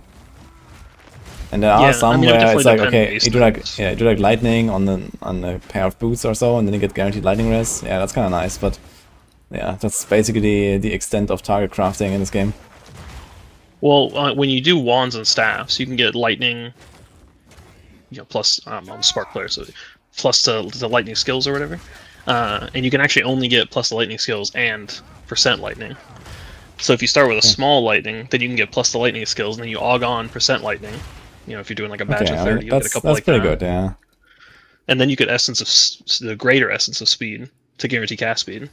I think there's also a scenario too where if you have spell damage and cast speed on an amulet, then you could do the caster and get to all spells guaranteed, something like that. So that could be, you know, a scenario where a greater would be really well. Really good for that item. But yeah, not all items would benefit much from essences if they have a bunch of like bad mods. And I mean, boots are obvious too, right? You just go boots of speed into boots of defense, or boots of speed into boots of life. And there's some hybrid lives that wouldn't be great, but it's better than a regal. Now, whether that's worth the points on the tree, getting, you know, those all reduced, I don't know. Okay, Dragon says it's 2% chance to get a greater essence. Is it like in general for like any essence? It just upgrades to 2% chance even when you find it in the map? Or are we just talking about the reforging bench? Yeah, assume that's the 3 to 1. Or maybe it's both. Maybe it's like, maybe just like I found greater essence in the campaign already at some point, so maybe they can just always upgrade. Okay, 2% from reforging. Okay. So that'd be a lot of essences per grader. Yeah. But Yeah, not it's- impossible. It means 150 essences to get one random grade. Yeah, I'd be very curious if you like fully spec'd into it for X amount of time, and then, you know, just calculate how many like small essences you got during that time, and then get rid of the ones you don't like and see how many graders you get. I think it's gonna hate And your then life. calculate that over like a whole week. Yeah. The big thing is that the other nodes are just like giving you quant and waystones and whatnot. Oh, we are complete here. The boss one's free though. Yeah, the boss one is nice. I also have that in my boss tree, but Yeah, I mean, Shrine is useless, give or take. Especially since some of them are just bad for your character to get loot. But and then the Strongbox one, until that patch comes out. Jesus. strong box. On with you. Yeah, for like the boss one, you can guarantee either an Essence, a Shrine, or a Strongbox. I don't want Strongboxes. So.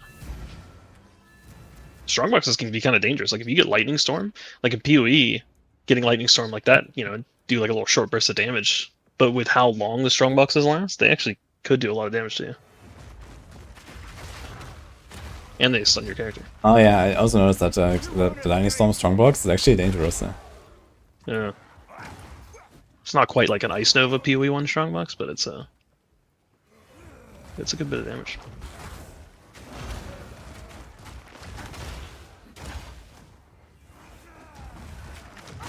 Yeah, I really hope they balance out the finding the King of the Mist, and the even the Simulacrum splinters seem kind of low.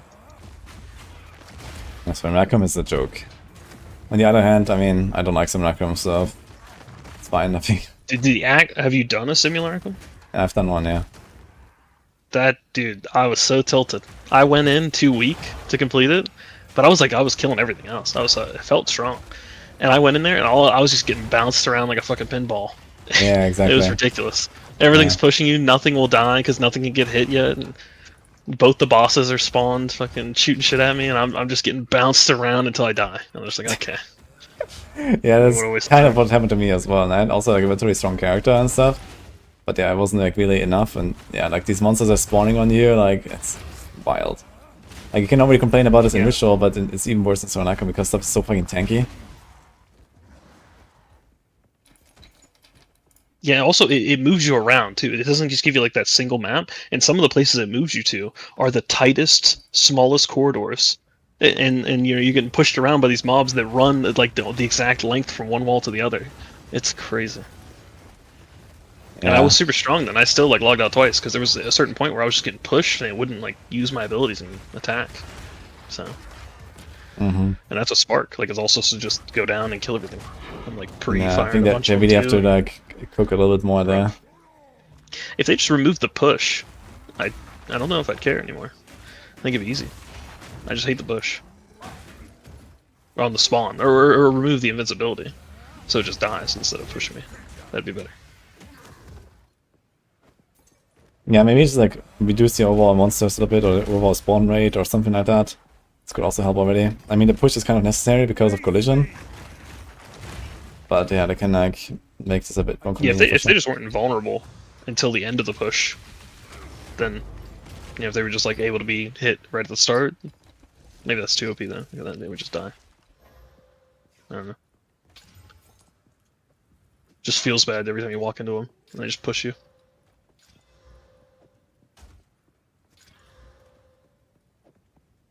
And King of the Mist doesn't exist, so unlucky. I heard some people have big trouble finding him. I've fought him 4 times now, I think. Yeah, I think once you find him a couple times, then you get to fight him and then make him show up more.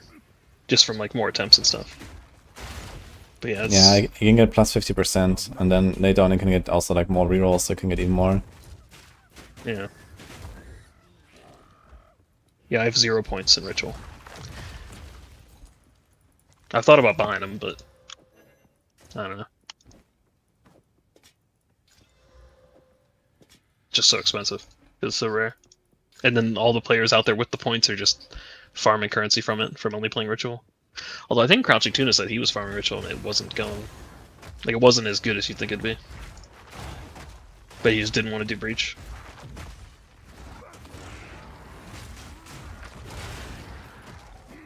Yeah, maybe Breach is too good. I almost feel like I just want everything else pulled to Breach, though. Because Breach feels great. Especially the maps you get 10 Breach in. Oh my. So when they're open maps and you get 10 hands. Yeah, but I feel it's kind of crazy sometimes how, like, you know, the Breach is just like way more loot than the rest of the map or something. So it's like, even like 1 Breach can do that. Yeah, I mean, that's probably like the difference between a player with no currency and a player with a lot of currency is whether or not they're doing Breach and then getting Breach tablets and then rolling those Breach tablets for Quant and then putting those tablets in towers and stacking them so they're getting like 100% Quant Breach and then they get the proc of the 10 maps and then now like you get 1 proc of 10 maps with like 100% Quant and you're just guaranteed to walk out with like 100 results. Yeah. With no rarity. Just the Quant. And then I mean maybe rarity on the map or something.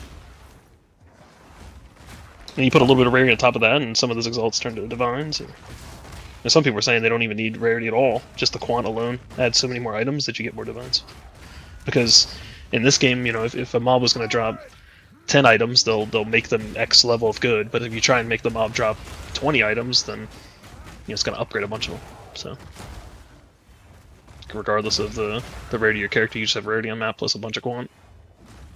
You get more currencies.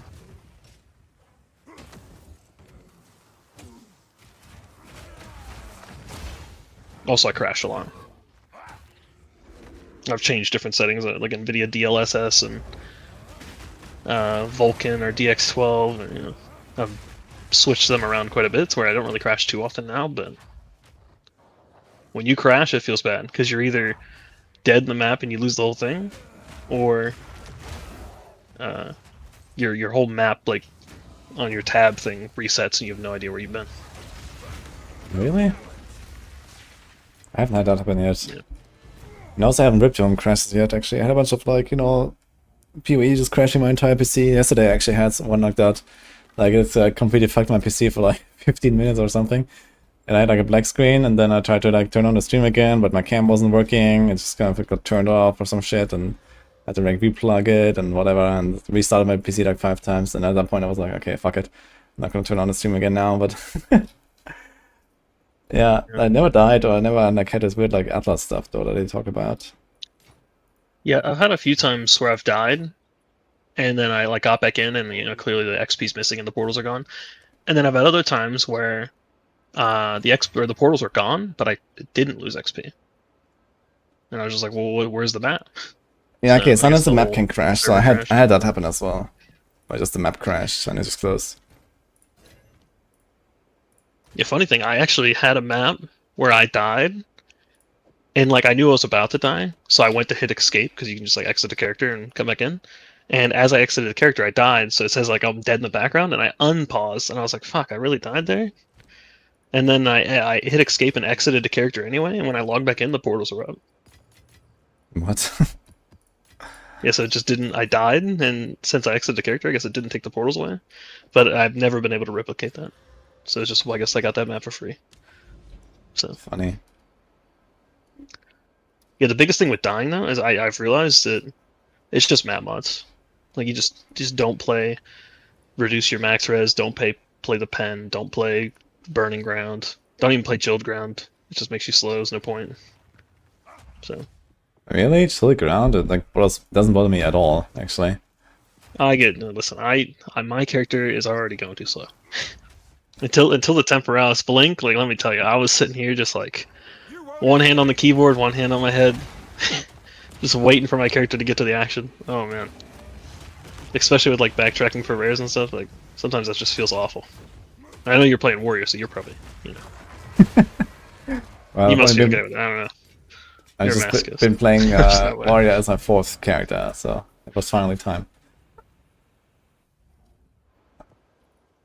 Yeah. But you haven't played Sorcerer though.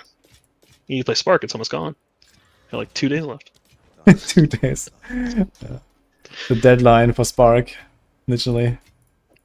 You're gonna start at that stream and be like, okay, so Spark's dead. Unlucky. Unlucky ass.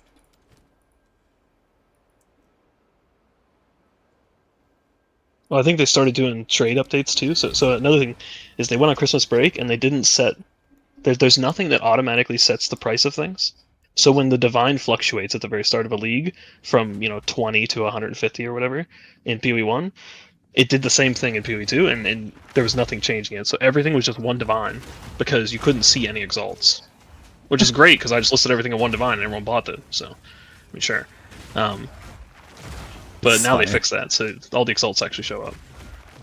Yeah, but yeah, And I a mean bunch of search things they have the show up. currency exchange. They can just like link that to the trade side and actually automatically adjust the prices now. You would think so. Yeah, it seems like it's an easy thing to do to me. Just like sync it once per day or whatever, and there you go. I would just be... Well, I think the issue is... It would have to only apply to divines and exalts. Why? Because like I don't know, I feel like the currency exchange, there's so little supply of certain things that you can like manipulate it into I don't know. As an I mean, example, this would let's say- only help someone who's trying to manipulate if people are actually listing items in that currency, right? No one is listing their items in greater but essence they of would. mind or some shit. But the person manipulating it down to make it to where like greater essence of mind is less than an exalt would list all of their items in greater essence of mind, so that theirs would show up first on every listing. Yeah, okay, but then everyone's gonna look at this and they're going to be like, what the fuck? Why am I gonna buy this, you know? And they're gonna move on, no? Maybe. But I mean, if enough people do it, or you put enough quad tabs up, I mean, they could potentially make it to where almost every item you search for has some weird stuff in the front of it. Especially if it's like items that don't have rolls, right? Like certain uniques or other items. I don't know. And it'd be weird if it was like super automated, unless they just need to wait long enough to where there's like enough stock on the game that it couldn't be manipulated. You know, like 3 days or 4 days. Maybe. But yeah, definitely like the 2.5 weeks of Christmas break or whatever, with the wrong prices the whole time, was pretty rough. A rarity and all mine.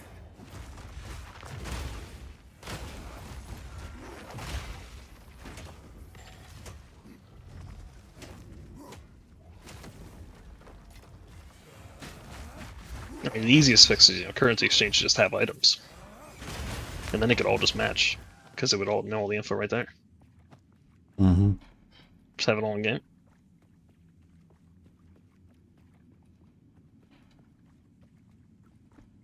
Generally curious what Zorks will play after Spark nerfs. What is your plan? So, I don't know. I'll just go check Waggle's YouTube and I'm gonna go buy a Hoa. Hoa Zork, Color. let's go. Yeah, I mean, I don't know. It depends on what all gets hit, I guess. Like if the heralds are gone, like I think Monk's still relatively okay without the heralds chaining. Okay, let's assume Heralds are gone, Tembrada's nuked, Spark nuked, Archmage nuked. Yeah. Pillar nuked. Grimfist nuked. So there's nothing left. What did you play? What do you play? Alright, I guess we're gonna have to, you know, you gotta go look at Fubgun's YouTube, make sure all those are nuked. I don't even know what. I forget the guy's name. Rutu, I think he made a build where I don't know, it just did like 1,000 shockwaves and almost crashed his computer. But it one-shot the end Sanctum boss. Guess what to nuke that too? whatever that was. Yeah, so what is your plan? What do you post apocalyptic PoE2? The barren wasteland. And I guess you take like a 2-day break and then someone will find something, right? Okay. We all gotta reroll the warrior.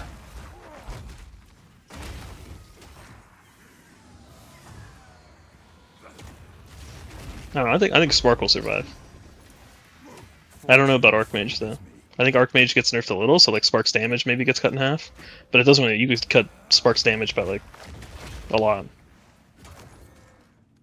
It'd still be fine. Like there's some people with like 250,000 tooltip on Spark. Okay. I have like 100,000. So, and I assume that's a tooltip in game. So who knows what that means? What's your boss DPS roughly? I have no idea. I've fought the first tier 1 guy today since I found that Citadel, and I just bought the 3rd piece. And he died in like a second. So. Oh, okay. So you have like a kill couple Esh million. before Esh spawns the hands in. Okay, so I have like a couple gets to million. 50 and starts calling it in. Yeah. Oh, so you have like way more damage than you ever need for anything, basically. Oh yeah, and that's not. I don't have cast on shock on. If I had cast on shock on and did it for that, then it's like it's ridiculous. I saw people, they were like hitting, 5-shotting Ash. Ah, so you're supposed to like swap out the blink, I guess, and then do a cast on shock and do some shenanigans, or what? Yeah, well, I assume. I mean, yeah, you would just put blink on, like you would set it to like only offhand 2, and then you would just turn cast on shock for your main hand. Okay, so what do you do with the cast on shock then? Yeah, that's a good question. I'm not entirely sure how it works. I just follow the guides. All I know is you put the gems in that they tell you to put in, and then lightning from Spark shocks the boss, and then I think the shock gets consumed and does a lot of damage. That's about the extent. I put it on, and then I just see instead of the boss takes a bunch of little hits, it takes big chunks. Okay, but you still have to like press the thing to like trigger that manually, right? You have to like spam it or what? No. Wait, I thought the cast on shock things they build up the energy. And you win. Ah, so it does automatically. Okay, I thought they like get released when you want. Or is that only with the elemental location? Maybe. It's a great question. Yeah, maybe it's only that skill. Yeah, I all I haven't know tried is any of I the hold custom. Spark and the boss dies, so... Seems good. Okay. I'm not ready. You feel happy when boss dies? Yeah, sometimes. I've nowhere to keep that. I don't know, the only boss has really been the Breach boss. I feel like I've done a billion Breach stones and nothing else.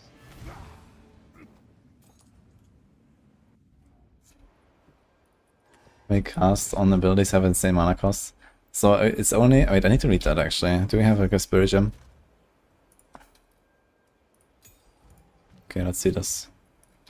Cast on shock. Triggers all target spells, uses all energy on reaching maximum energy. Okay, so it's automatic.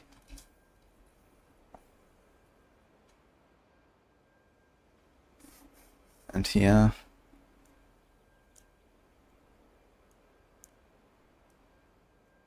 Yeah, so here you just do it. Okay, trigger it multiple times if it has enough energy. Okay, so that's just different. So the cast on shock is like automatic. Okay.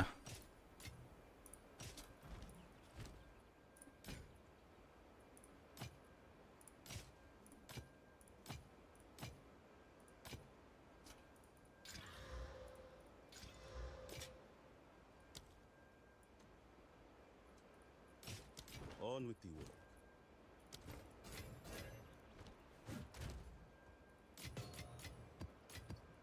Yeah, another item that might be on the chopping block is the flask. I think it's 2 flasks. The expedition flask is pretty OP. And What does it do melting again? maelstrom. The expedition one, I don't know exactly what it does. It does some type of it puts block or some type of barrier over your health and stuff that takes damage first. And apparently you can like spam it and have like 10,000 all the time. Something like that. Mm-hmm. So it seems that people were using it so that like the no-hit runs, when you get hit with that up, it wouldn't count or something. So you could do no-hit runs on Sanctum. Yes. You wouldn't actually take any damage. Yeah, so I assume that'll get something done to it, unless that's intended, I'm not sure. And then the other one's the Melting Maelstrom, which is infinite mana, basically. Because it just fills you up to full every time you press it. Seems balanced too. Yeah, you know, Archmage, like 7k mana, and you just press a button and get it all back. Especially when you're mom, and that's your life. And you just get a full 100% life last. Yo, what?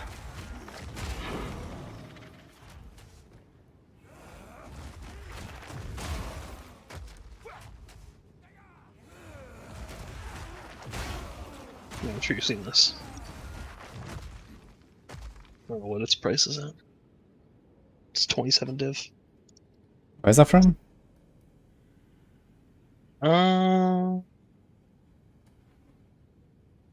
Don't remember.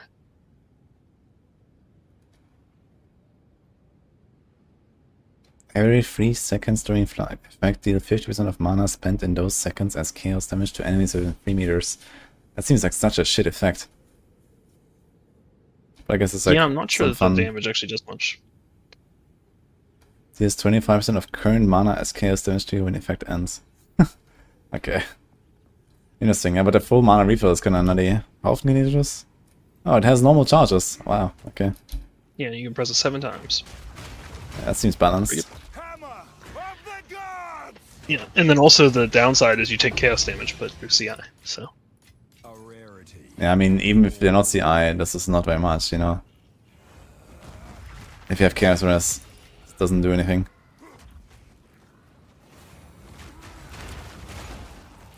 Yeah, probably. Well, I guess it depends. If you have 8k mana, and you weren't CI, and then you had like, 2,000 life. Nah, I guess it wouldn't matter, it would just go to your mana anyway. Yeah, it doesn't do anything. It drops from Mycosis, so I guess that's Simulacrum. Chat says Eden's tune just died. Uh-oh. Yeah, I think that was Quinn's title when he went live today, so I assume that was a little while ago. But yeah, that's unfortunate. He was, I saw that gameplay and he was unkillable. What a gamer. It's truly unlucky that he would die. I'd be curious. I wish I could see that rip clip. I'm kind of curious how it happened. His gear was pretty, it's pretty good.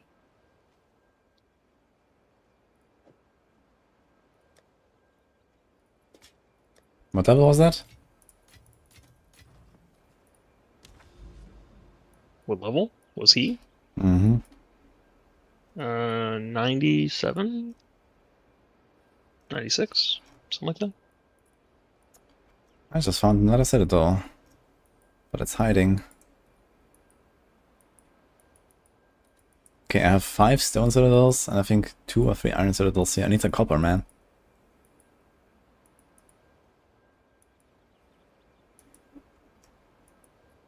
I guess we go this way.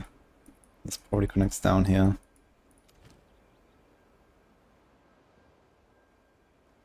Lead and feeble, that's okay.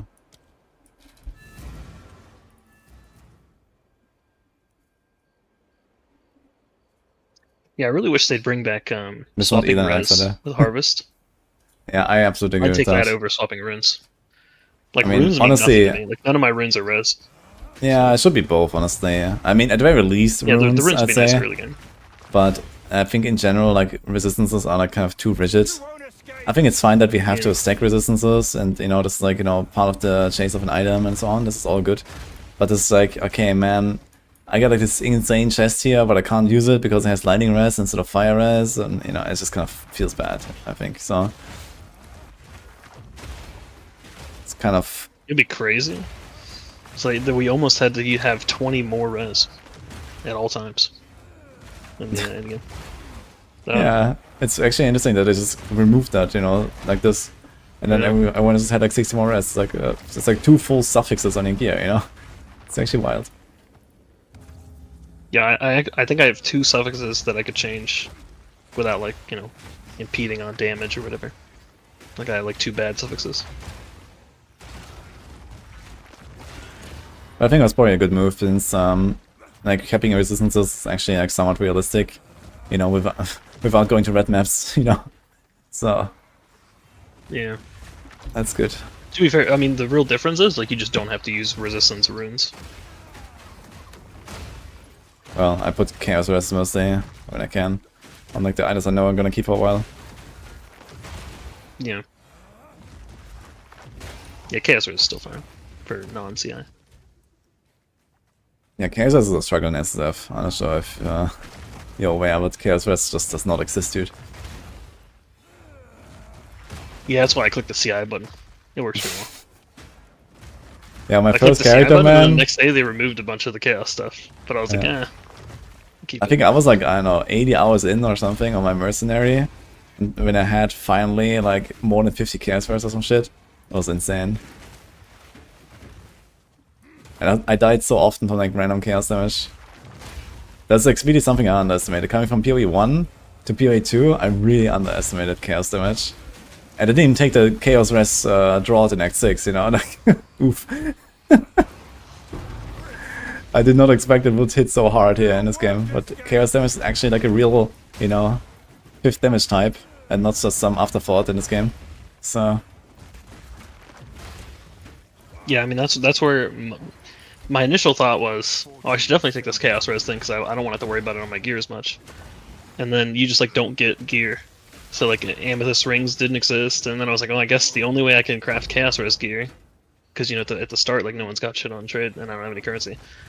So I was like, I must have to get essences, so I can use the Chaos Essence to get it. But then you can't even use that on rings, because rings can get chaos damage %.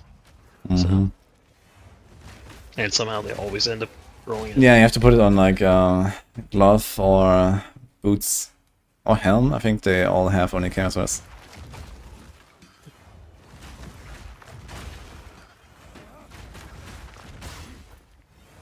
You know, I've been moderately successful with the chaos res essences, but yeah.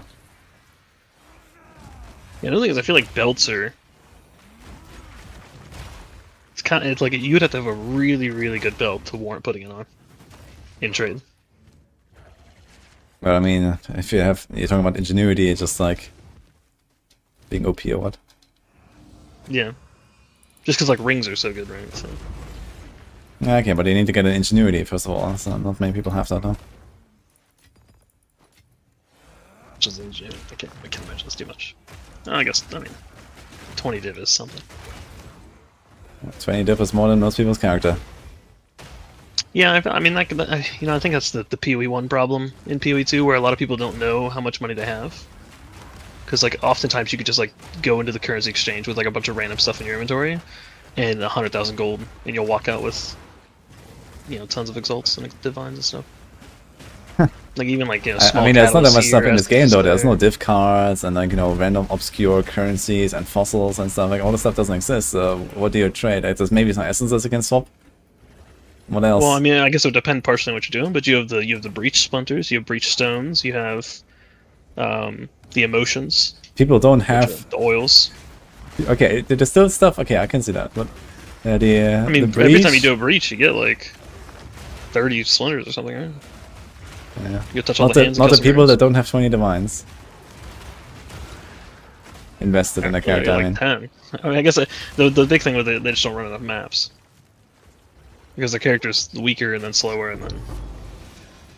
But the better gear they get, the more they'll do them faster and stuff. Surely they'll have some. And then essences, I mean, some of the essences are worth stuff. Like, there's some essences that I think are worth more than a chaos. Or exalt. Like, I think the essence of lightning. Because people want to get, like, their +5s and their +4s on their wands. The tab and I think it's inventory like is from 2 Titan Ascendancy. exalts each, or 2 to I 1. took a zero. You won't escape! If you did find a greater, it'd be big money.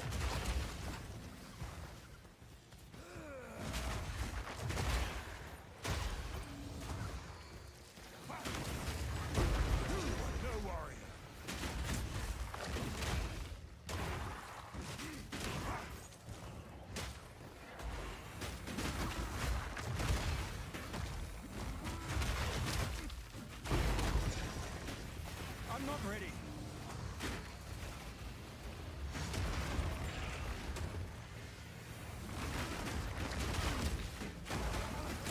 I feel like maybe even uniques, like disenchanting those into chance orbs. It's like 10 uniques per chance orb, and a chance orb 7 exalts. Wow. That all adds up. It's actually interesting, like, each unique is almost an exalt then.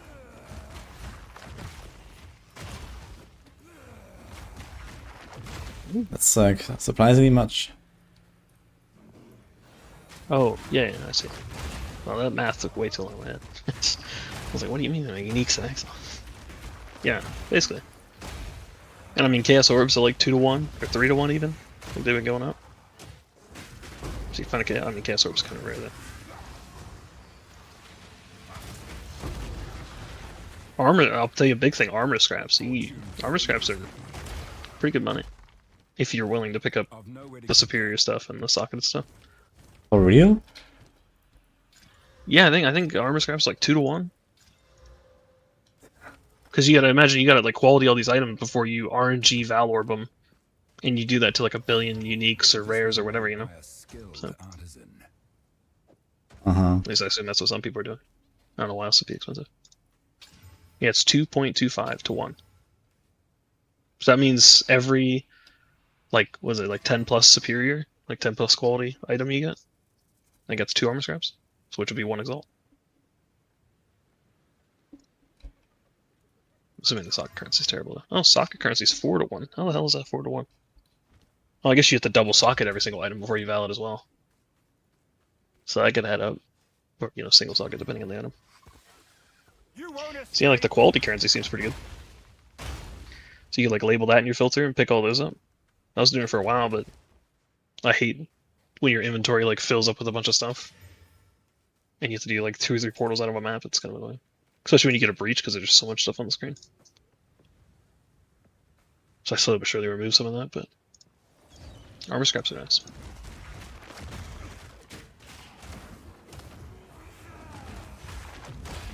Yeah, runes seem pretty terrible though. You get a lot of runes. I don't know why you get so many runes. Yeah, I think they could just like drop this in the endgame. In the campaign, it's fine. Also, there's like so much like shit runes. I feel like Iron Rune is the only one I ever care about, and all the others is just like, okay, I've tried to fix a bunch of rest in like campaign. That's it.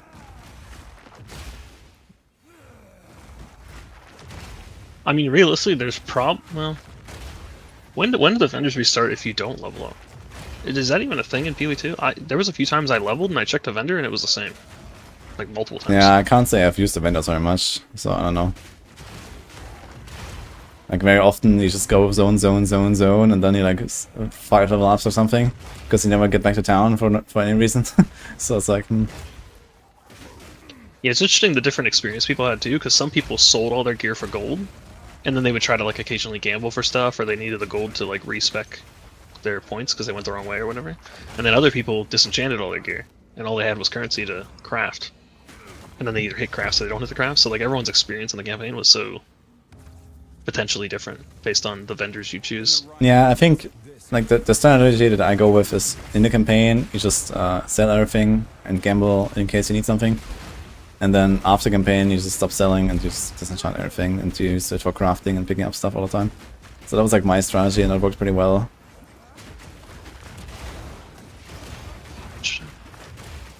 Yeah, I did the exact opposite. I disenchanted everything in the campaign to craft items to beat it, and my campaign was pretty flawless, and I never hit like a wall or anything. And then, and then when it came to endgame, I just started selling everything for gold. It's funny. I mean, I guess you're not doing like a lot of like transmute and augment crafting or some shit. Because, you know, I pick up I figured like... then it'd be better just gamble and get a rare or something. Or, you know, if you need money for respecking, because that was pretty expensive as well. Until they 50%ed it. Yeah, I'd look at my tree and like move this around, or like I want a little more cast speed, or I don't feel like my mana regen's great. And then I'd try to like pull out of some defense or offense to get more mana regen or something. So I was like shuffling some points. You won't escape!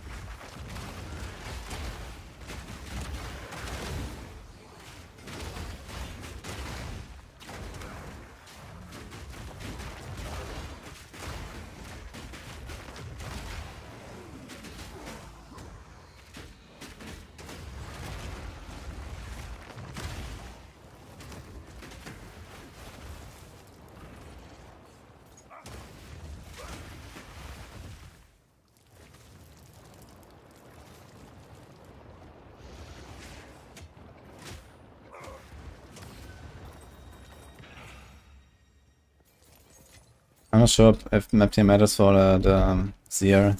I just used a 260 map earlier to be safe, but yeah, just like throw in some map that you don't want to run. When it has like shitty mods or something, like Elemental Weakness or Pen or so. There's like nothing here.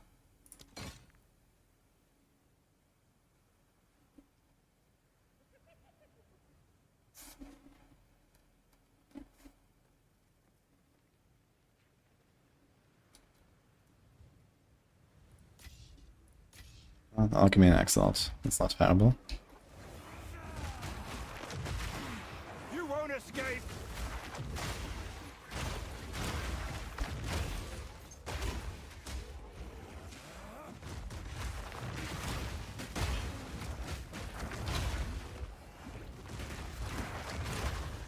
Seems like a really good Emerald deck clan. Shandio. But I don't know about the price.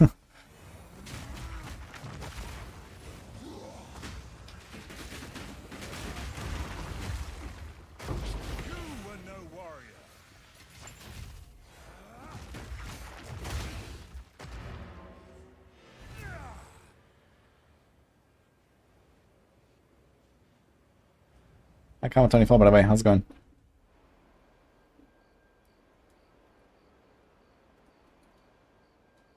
$92 diff for a rare dual string, damn. And that one I had there was looking relatively promising. But not enough.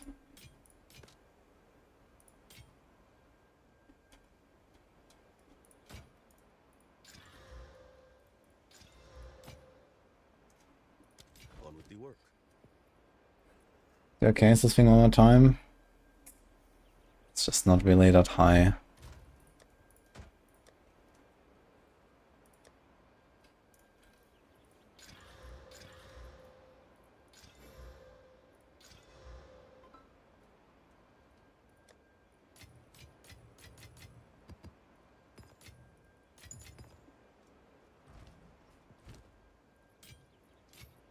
Time is not on our side.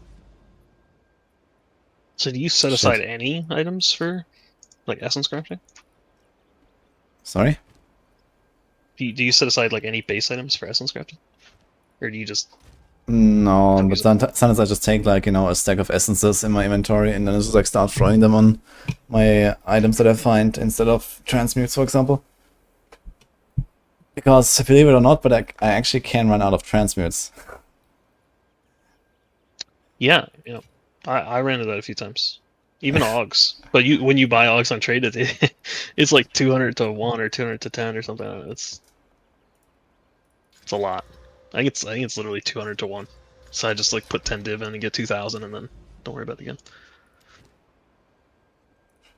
Yeah, I guess that would come like most of those you get. Well, I hit them from my loot filter. That's probably the big problem. But I guess most of those you would get if you were like disenchanting. Hey, Pyres, I will. And I don't disenchant anything. So how much You have gold do you the have? If you campfire don't sell set anything? next week on Thursday. Congrats Ute for the handler. I had it happen if you stop crossbows, your grenades mess up. I didn't do multiple crossbow setups. I only had one. So I'm not sure what they do.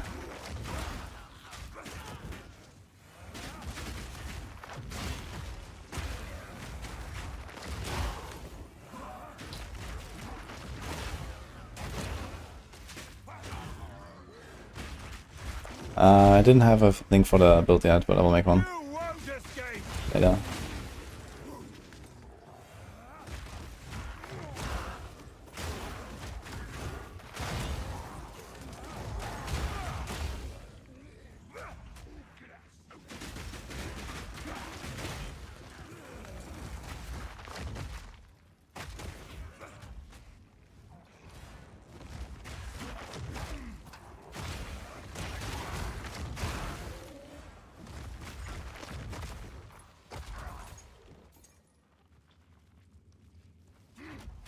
I'm not ready.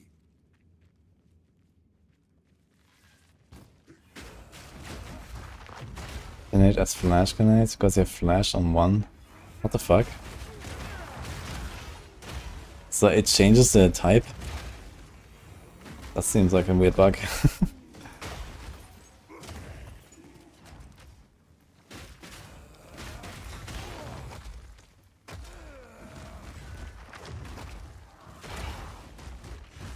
I wonder if I can use that to your advantage.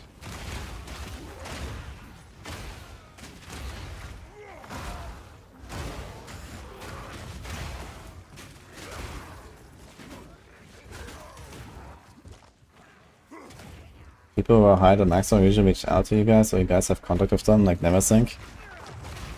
Well, Maxroll usually is more like an invite thing. And not so much people asked to join, you know.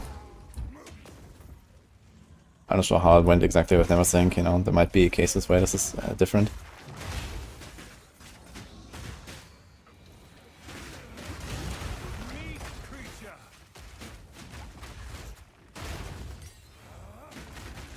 Should try some Moria soap. Yeah, I don't know. When they turn off this Temporalis, it's gonna be really hard to enter maps, you know. Warrior's like 1/10 the speed. Unlucky. Yeah, I don't know if they're gonna nerf Temporalis. Because I mean they put it in the game. As if they like, well, I don't know, like surely they put it in the game with the thought of like, this is gonna make Blink instant. Well, maybe they thought about Blink, or maybe not. I mean, at the very least, I guess they were aware that this is a pretty crazy item, so they put it behind. Well, it's basically the hardest to get item in the game, technically, right? So, Yeah. Oh, yeah. it's like the biggest challenge to get this item. So it's fine that there's a pretty crazy item behind it.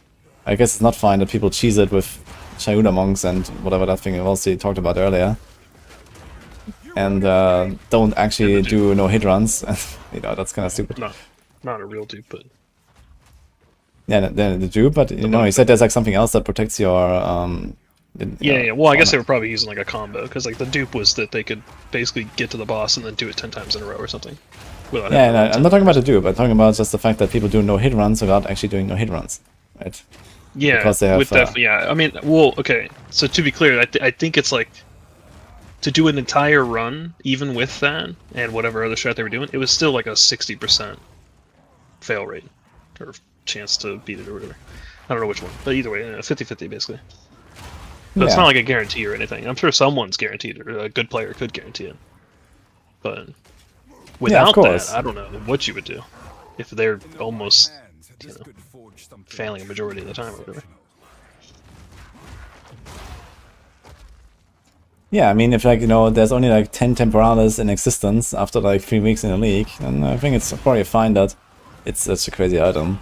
But if there's like more than that, then that's probably not really fine. Yeah. Yeah.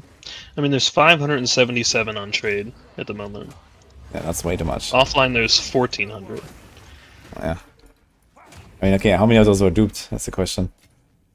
That is a good question. I have no idea. But then also, how many of those are, you know, on characters that are not being sold right now, right? So there's a lot of them. Well, there's a lot of players in PvE2 as well. Like, I wonder if, like, in a week, if that number's down to, like, only 200 left on the market, like, the price will be crazy again. And there will be a bunch of players out there with it, but then it becomes untouchable for the rest of them. Yeah. It gets a little awkward. But if right now there was only, like, 200 in existence, it would still be that, like, untouchable item that you can't afford unless you have multiple mirrors. Because you want it to be on like a really, really good character to begin with.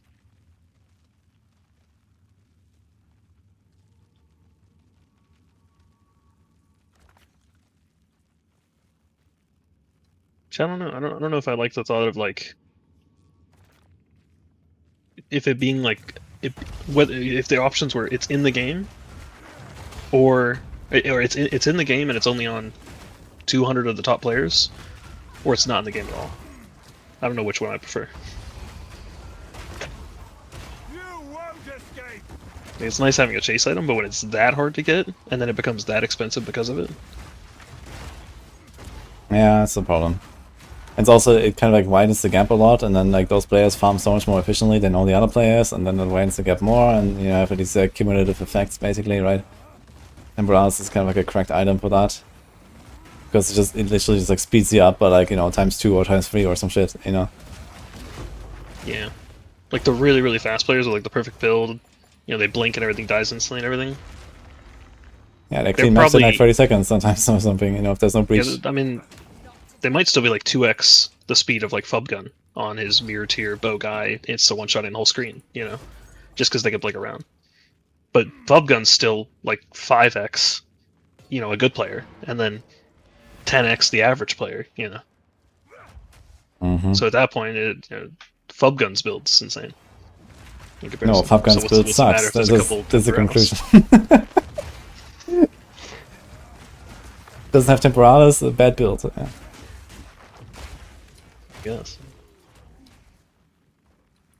But the fact that Fubgun can make a build that, you know. Oh, he does use the temporales. Never mind. Fast. Someone says he does use them. Oh, does he? Oh.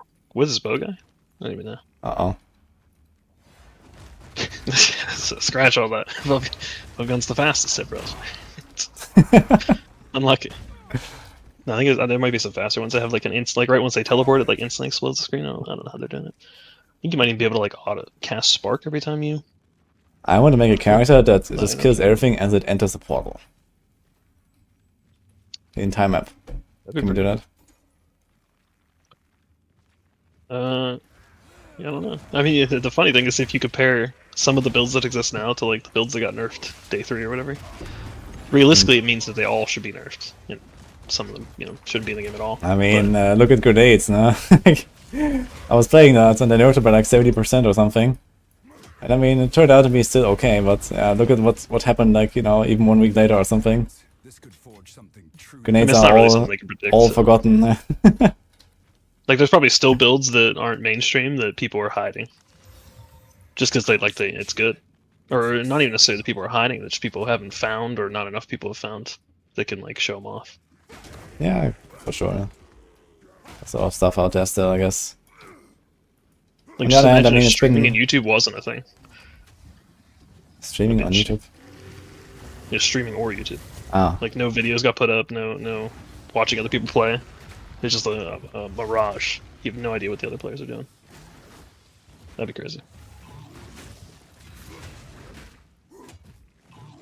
yeah, I think we should forbid anyone from making content for this game. I mean, it would be interesting to like see that world, because like there'd be a bunch of players that are playing that are just having the time of their lives because they aren't comparing themselves to anyone.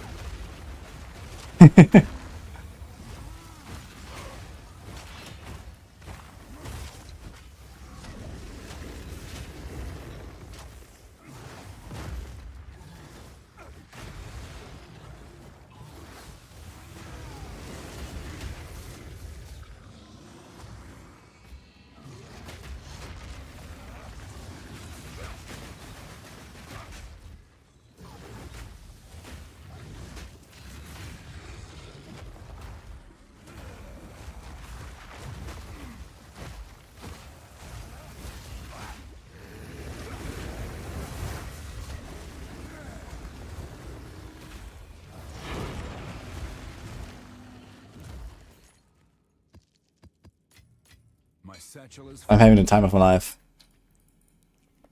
Yeah, you're experiencing the utopia where you just love it warrior somehow. When you're gonna go in the next podcast and be like, yeah guys, I played warrior, it was great, and everyone's just gonna be like, what the fuck? There's Yep. no way. Exactly. You It's never funny, see every the time I find a Temporalis boss, builds. it is... Don't have a link for this build Yeah, it yet, always I'll make takes one though. forever to just you're queuing up the next perfect strike, and oh man, Did you watch this fight yet? that's crazy. Yeah, I don't think I've fought a boss in the last week that survived the first stun. Like, you just walk in, somehow this magic build that shoots sparks stuns things, and then it doesn't get to do any animations and it dies. So, I don't know. It's like it's just like a world of difference.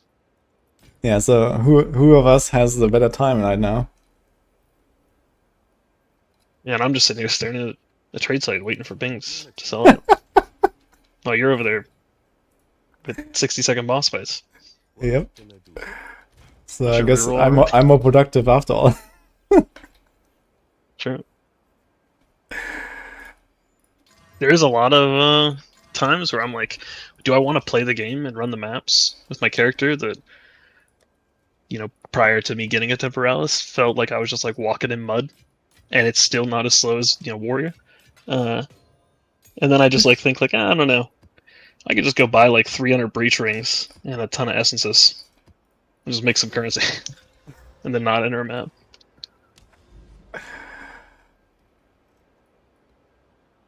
Trade despair, yes. That's some 14s. Next enough. Yeah, I probably bought like, I farmed maybe 100, 150 breach rings, and I bought like 400. And I crafted them all. Did you actually make for profit stats. from that? Oh yeah, it's endless profit. Really? I sold one for like 45 div. They cost like 6 to 10 div each for 400 of them. Wow. And then use attribute essence, augit, and then greater attribute essence for the good ones. And those were like 40x each, now they're like 60, 70. So they're going up. But Do buffs on Waystone remain if you complete the map before killing all the monsters? The buffs on Waystone. You mean like this stuff here? Yeah, of course. This is like for the entire map. You won't escape. No, die neuen Klassen. Maybe.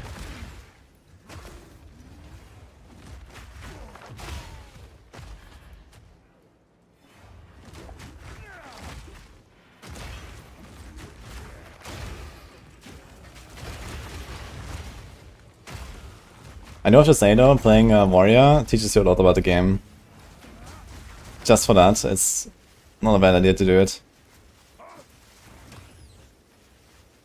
Yeah, there's definitely a scenario where like there's it's like the PoE1 thing where some of the experienced players don't realize that they just like see a mob and instantly side strafe when they're attacking it, or blink past it because they're gonna do a frontal slam, something like that. And you might never see that if you're playing a build that kills everything instantly. Yeah. When you're playing Warrior, you get to see all their abilities. So. You get to see them a lot. You learn all the bosses. Everything you fight puts all their abilities on cooldown.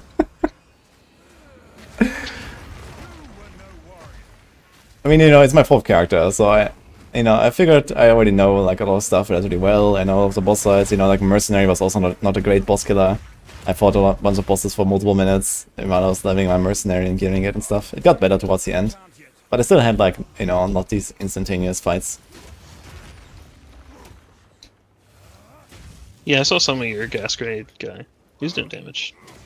Yeah, it was okay. But it wasn't 5-second fights. It was like 15, 20, 30. Yeah. So it wasn't too bad. Yeah, I could take down like these T15 map bosses with +4 in like a minute or something, or half a minute sometimes, so that was okay. But yeah, anyway, the Warrior is a whole different story. I mean, my damage will still rise, I'm only level 85 right now, and it's hardcore and stuff, so it will get better from here on. I'm basically doing nearly the highest maps now, and I will just get stronger from here, right? So kind of just like progressing through the tiers until we get to the point where I can actually get the good loot, and now we eventually get the loot, and then stuff is gonna look better. Yeah, what does your gear look like? Is it good gear in PoE1 terms for like red maps? Like move speed, life, res on everything? That's basically it, yeah. I just have like my stuffy coins, my res, and that's about it. And then, I mean, my weapon is okay. It will definitely serve me for a while, but it's not like a base that does anything. It's just like some random hammer. And my shield is very good. I actually crafted a pretty big shield yesterday or the day before. That was pretty nuts. So I'm probably gonna keep that. Yeah, like the shit I have is like a 6 out of 6 basically. It's a very good shield. Yeah, before I switched to a focus, just because, software, having a shield on, it survives you from so many things. Yeah, I mean, I have 70 feet on block now, so that's pretty good.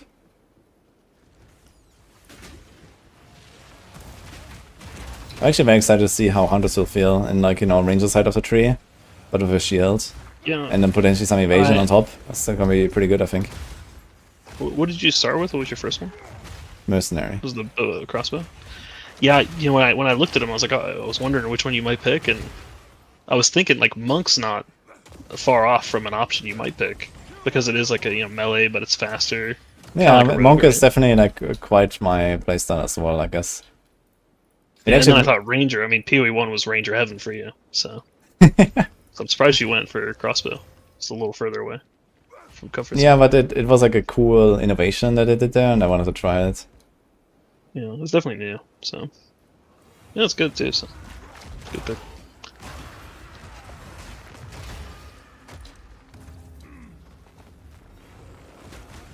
Yeah, monk seems crazy. I'm surprised you haven't picked that as one of the ones you want to try. Like next. I have played it. It was my second character. Oh, you have already. Oh. Oh, right, yeah. I did it before the ranger. It was Nice. after the mercenary. I did mercenary, monk, and then I did hardcore ranger warrior. So did you do the frost thing on monk that everyone does? Yeah, I played split with Ice Strike, yeah. That was pretty good. Yeah, that would probably be my second pick. I just picked mage sorcerer because why not? And it just happened to be the spark. It is one of the most popular things in the game. But if I didn't pick that, I'd probably pick monk.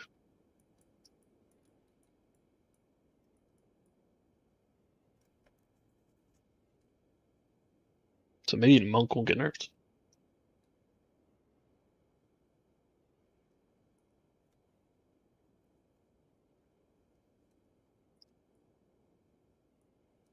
Yeah, I think some of the corner stuff is probably getting nerfed too. Like the bells, maybe charge stuff, maybe ice strike. Maybe freeze in general, I could imagine getting a bit of a nerf. I feel like freeze is kind of crazy. Did you see what Waggle did with freeze?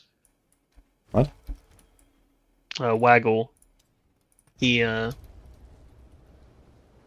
basically had a thing where he cast an ability and it hit the boss like 10 times and it would freeze the boss while it was temp chains and something else, and it made the freeze last like 13 seconds or 14 seconds. Yeah. And the cooldown, which wasn't like a real cooldown, it was just like you let it build back up the amount of shard. Like every time you, I can't remember the ability, but when you press it, it uses all 10 shards, it like shoots 10 shards out. And then you basically wait for it to charge back up, and if you click it too early, you know, it'll shoot only 3 or only 5, you know. So you try and wait till it's full. Is he talking about Yeah, he freezing would just like, salvo? basically. Yeah, that one. It's a bow So skill. yeah, he would do that, freeze the boss.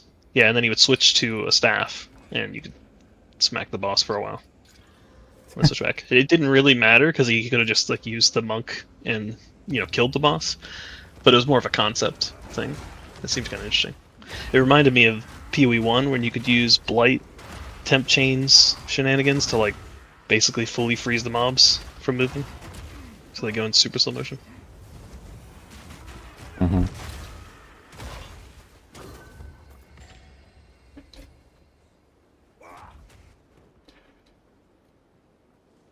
Freeze was crazy in PoE 1 too, and that was always the go-to. Yeah, I mean, I did play like some cold builds and stuff, and Herald of Ice is just like very satisfying, I guess. It does seem kind of crazy. You can just stun whatever you want and freeze whatever you want right after. Yeah, but freeze is very dangerous. I noticed, because it actually doesn't interrupt them, so they just continue whatever they were doing right after the freeze ends. And if you're not aware that they're like in the middle of like a wind-up animation and then the freeze ends, you can actually get blasted. Yeah, I think I saw something like that where someone froze it, and it was like at the last 10% of the attack, but they were facing, we'll say right, and then the guy walked to the left, and it just turned around and did the attack, like finished it and killed him. Nice. Yeah. Yeah, it just unfroze and then one-shot him. I was just like, what the hell? Unlucky.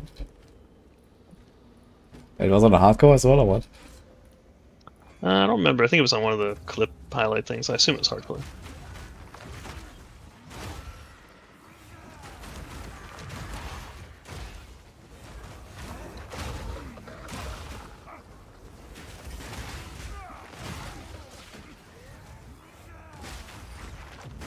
Yeah, in 3 days, the game could be so much different. Depending on how hard they want to go.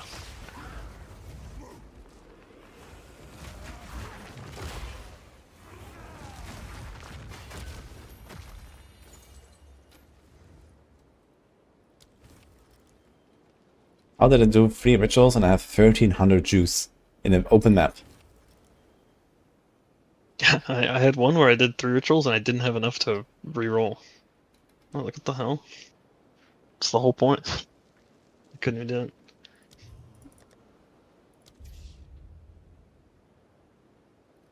Yikes.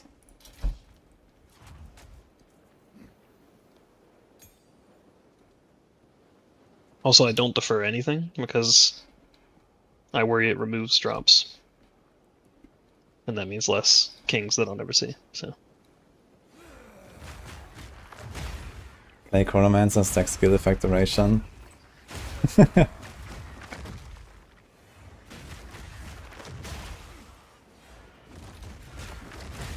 omen I have is the restore life when you dodge to low life.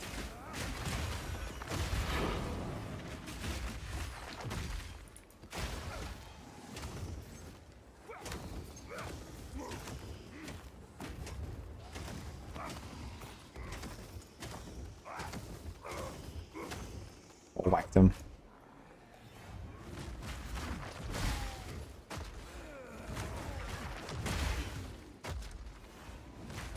It's like I have the passive skills all memorized. I mean, I've been looking at the passive tree a lot. And it's not too complicated. I don't know like every single node on the tree by heart or something, but you know, I kind of know where what is. That's usually good enough. I mean, this character's level 86 now, so I've been building it up, and now we just have to like very slowly finish the last points.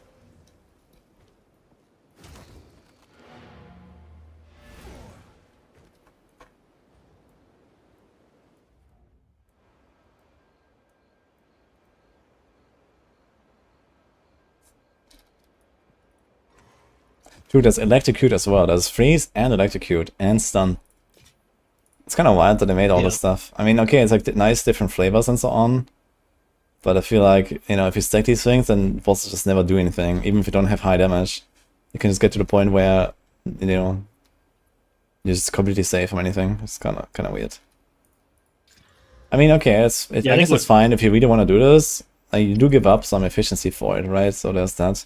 But how do they make boss fights that, you know, don't suffer from just being like trivialized too much? I'll be here, waiting.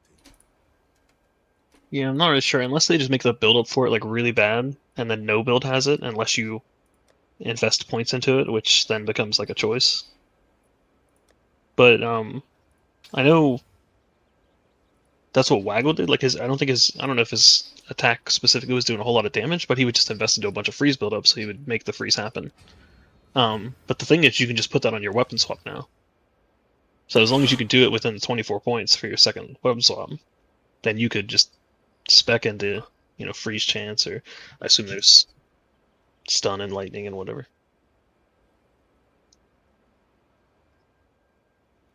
Okay, I have a big weapon, almost.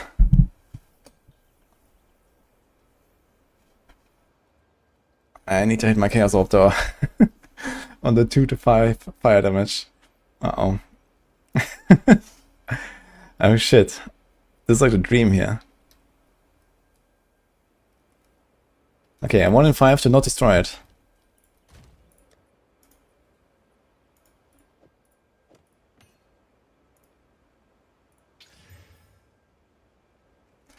Okay, really. And let's call it a side grade. I got attack speed into melee skill ranks. Okay, we lost a little bit of fizz.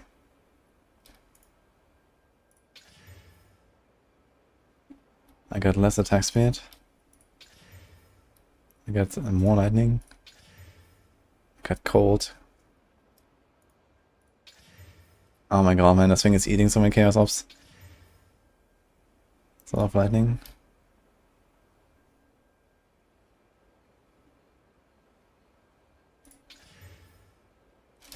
And it's dead. Unlucky.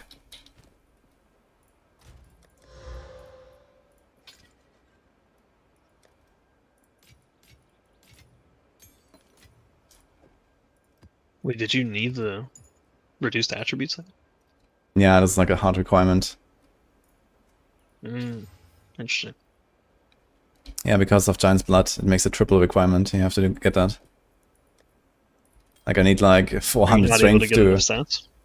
Yeah, I need like 400 strength to even use that with this roll, or 450. So it's a lot of strength. Like the 35% requirement is a must-have.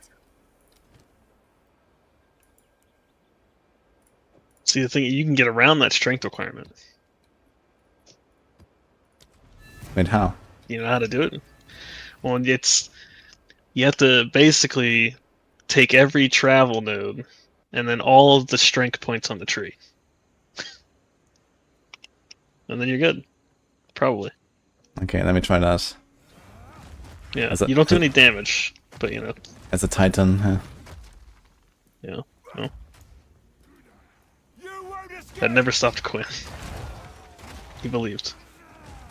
He even did it as a mage. Did you have fun? Dude, I think Chaos Orbs need to be way more common. I like Chaos Orbs. But, yeah, it kind of sucks that they're so rare.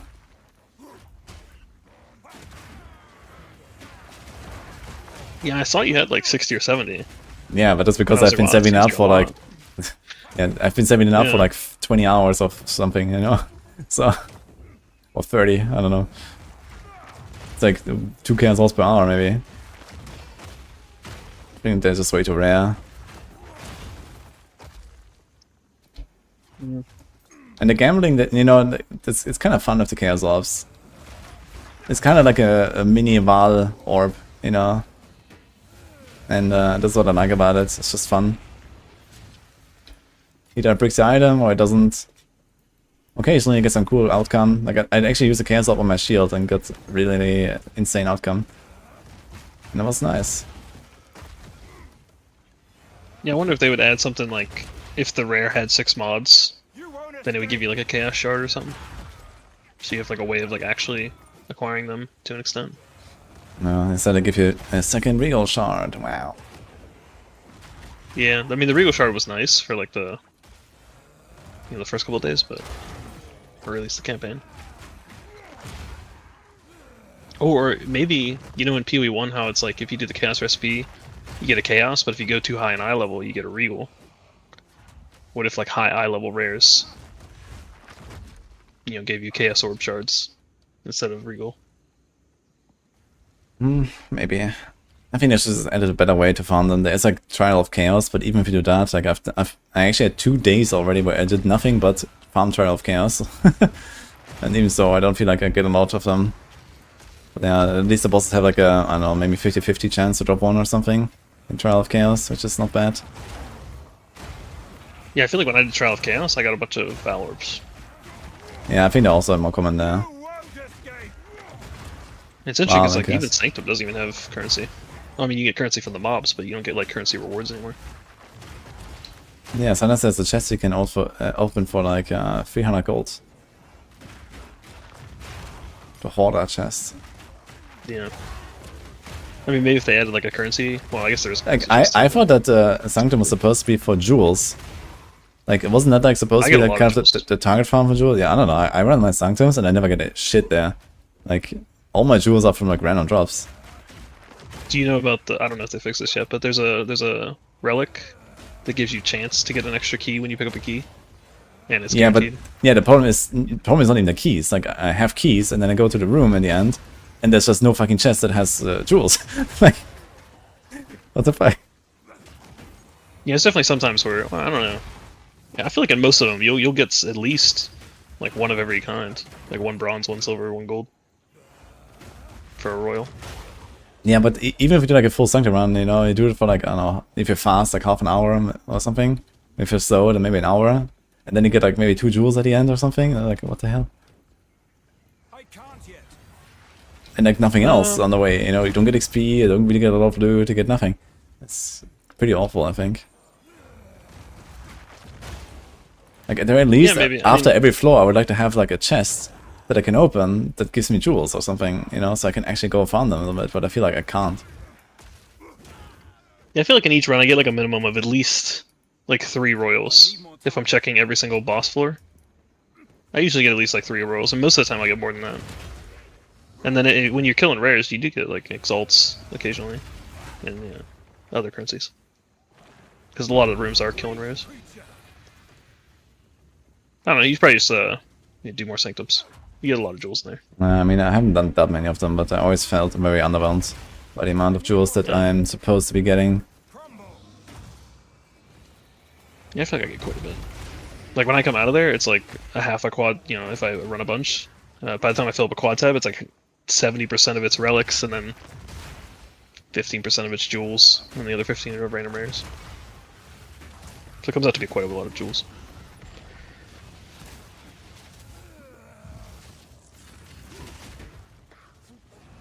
And you can put move speed relics on. Then your character will feel good. Yeah, I have a few of those. And Sanctum run actually felt good. Even though I had 0 boons, basically, until like end of 3rd floor and my 3rd ascendancy. The character felt good with like plus 12% movement speed and 0.4 meters dodge roll distance. Wow. Yeah, I was running with plus 60% and then like plus 4 or 6 merchant options, something like that. Okay, so do we even have the honor resistance kept?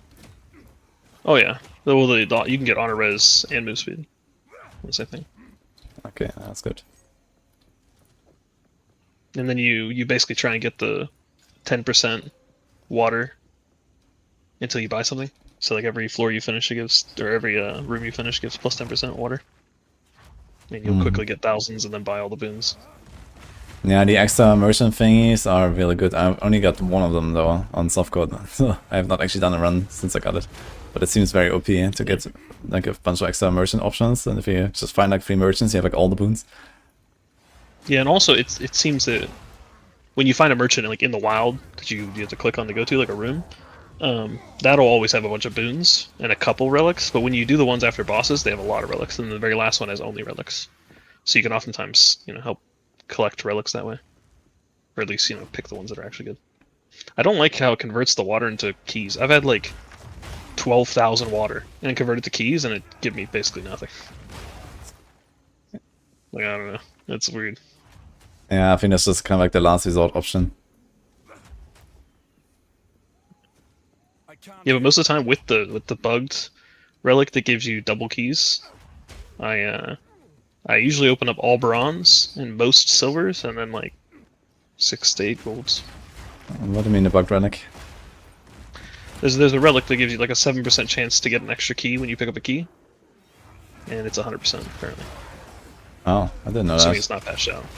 I found this is terrible as relic, so I never tried it. Yeah, so What I did thought by the same accident? thing, and then I saw Ziz was farming with it, and I was like, oh shit, I put that on. Yeah, okay, but I don't really want to abuse that, so...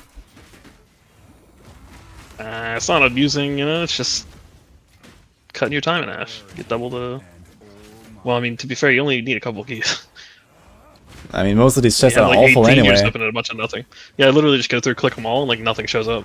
I was like, alright, well, I'm okay. It does help when you're like clicking royals on the way though, so you don't use a royal on a gold on like the 3rd boss, and then you get to the 4th boss, and there's a special chest to open. You don't have one. I did not die.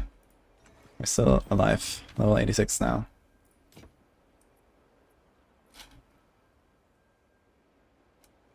I'm at 86 life. And slammable. I want to check this.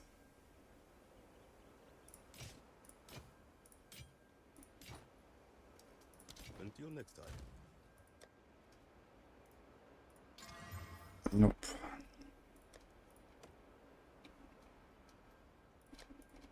So do you have a particular boss unique you're going to be going for? Like, do you want an ingenuity, or...? I mean, ingenuity is very nice for sure, and I do farm rituals actually to try to get one at some point. But yeah, I don't think I'm really going for much otherwise. But ingenuity is just like, a nice amount of stats, which is helpful. I used it on my monk for a little bit, and yeah, I felt the power gain. Yeah, it seems reasonably farmable. Like, it doesn't seem like impossible to get. Well, past, getting the points to make ritual show up and stuff, but... Once you have the points in and you're getting King of the Mists, I think it's not impossible. Okay, what is that, Monkus? Do you use your tablets in the towers? Yes. Do you, like, try to roll them for quant and, like, 3-to-1 them to get more with quant? No, I'm not tryharding to get like good mods on my tablets or something. I just sort of throw them in there mostly. When you first used tablets, did you actually know that it applied to every map in the radius, not just the ones that got the mechanic? Yes. And you Yeah, I can didn't see it know when you that. mouse over them. They show Yeah, off the I saw like an empty map, and I was like, why does that have so many mods on it if it's empty? Yeah, I'm slow. That's fine. So yeah, once I found out that it applies to all of them, I was like, oh shit, so okay, so if you take like, 8 of these and you put a, 10 to 20% quant in each one, then you get a lot of loot. Yeah, you can make some pretty juicy maps. I guess that loot doesn't necessarily do anything for you though. Because, well, extra bits of currency is extra bits of currency, but getting divines or exalts when you have a billion and you have nothing to use them on doesn't necessarily help. Speak for yourself. I threw like 7 divines on my jewel the other day. Oh jeez.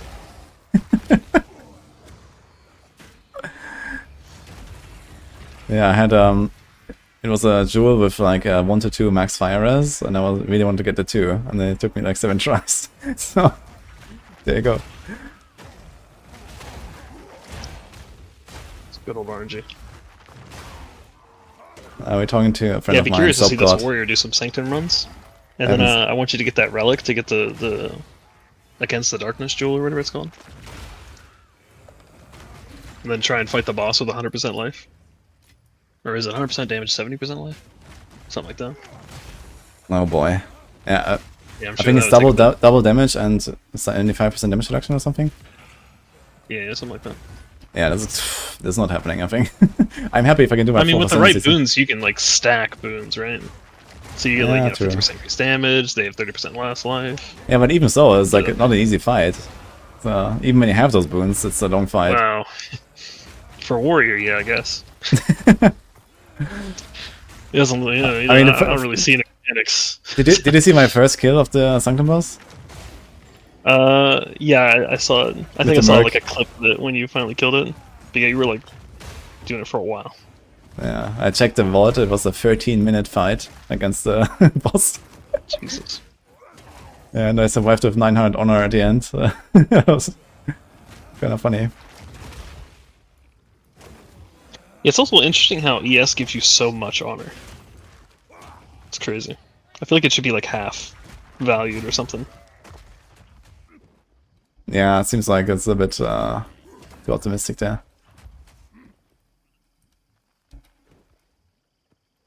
Does Omen of Resurgence work on CI builds?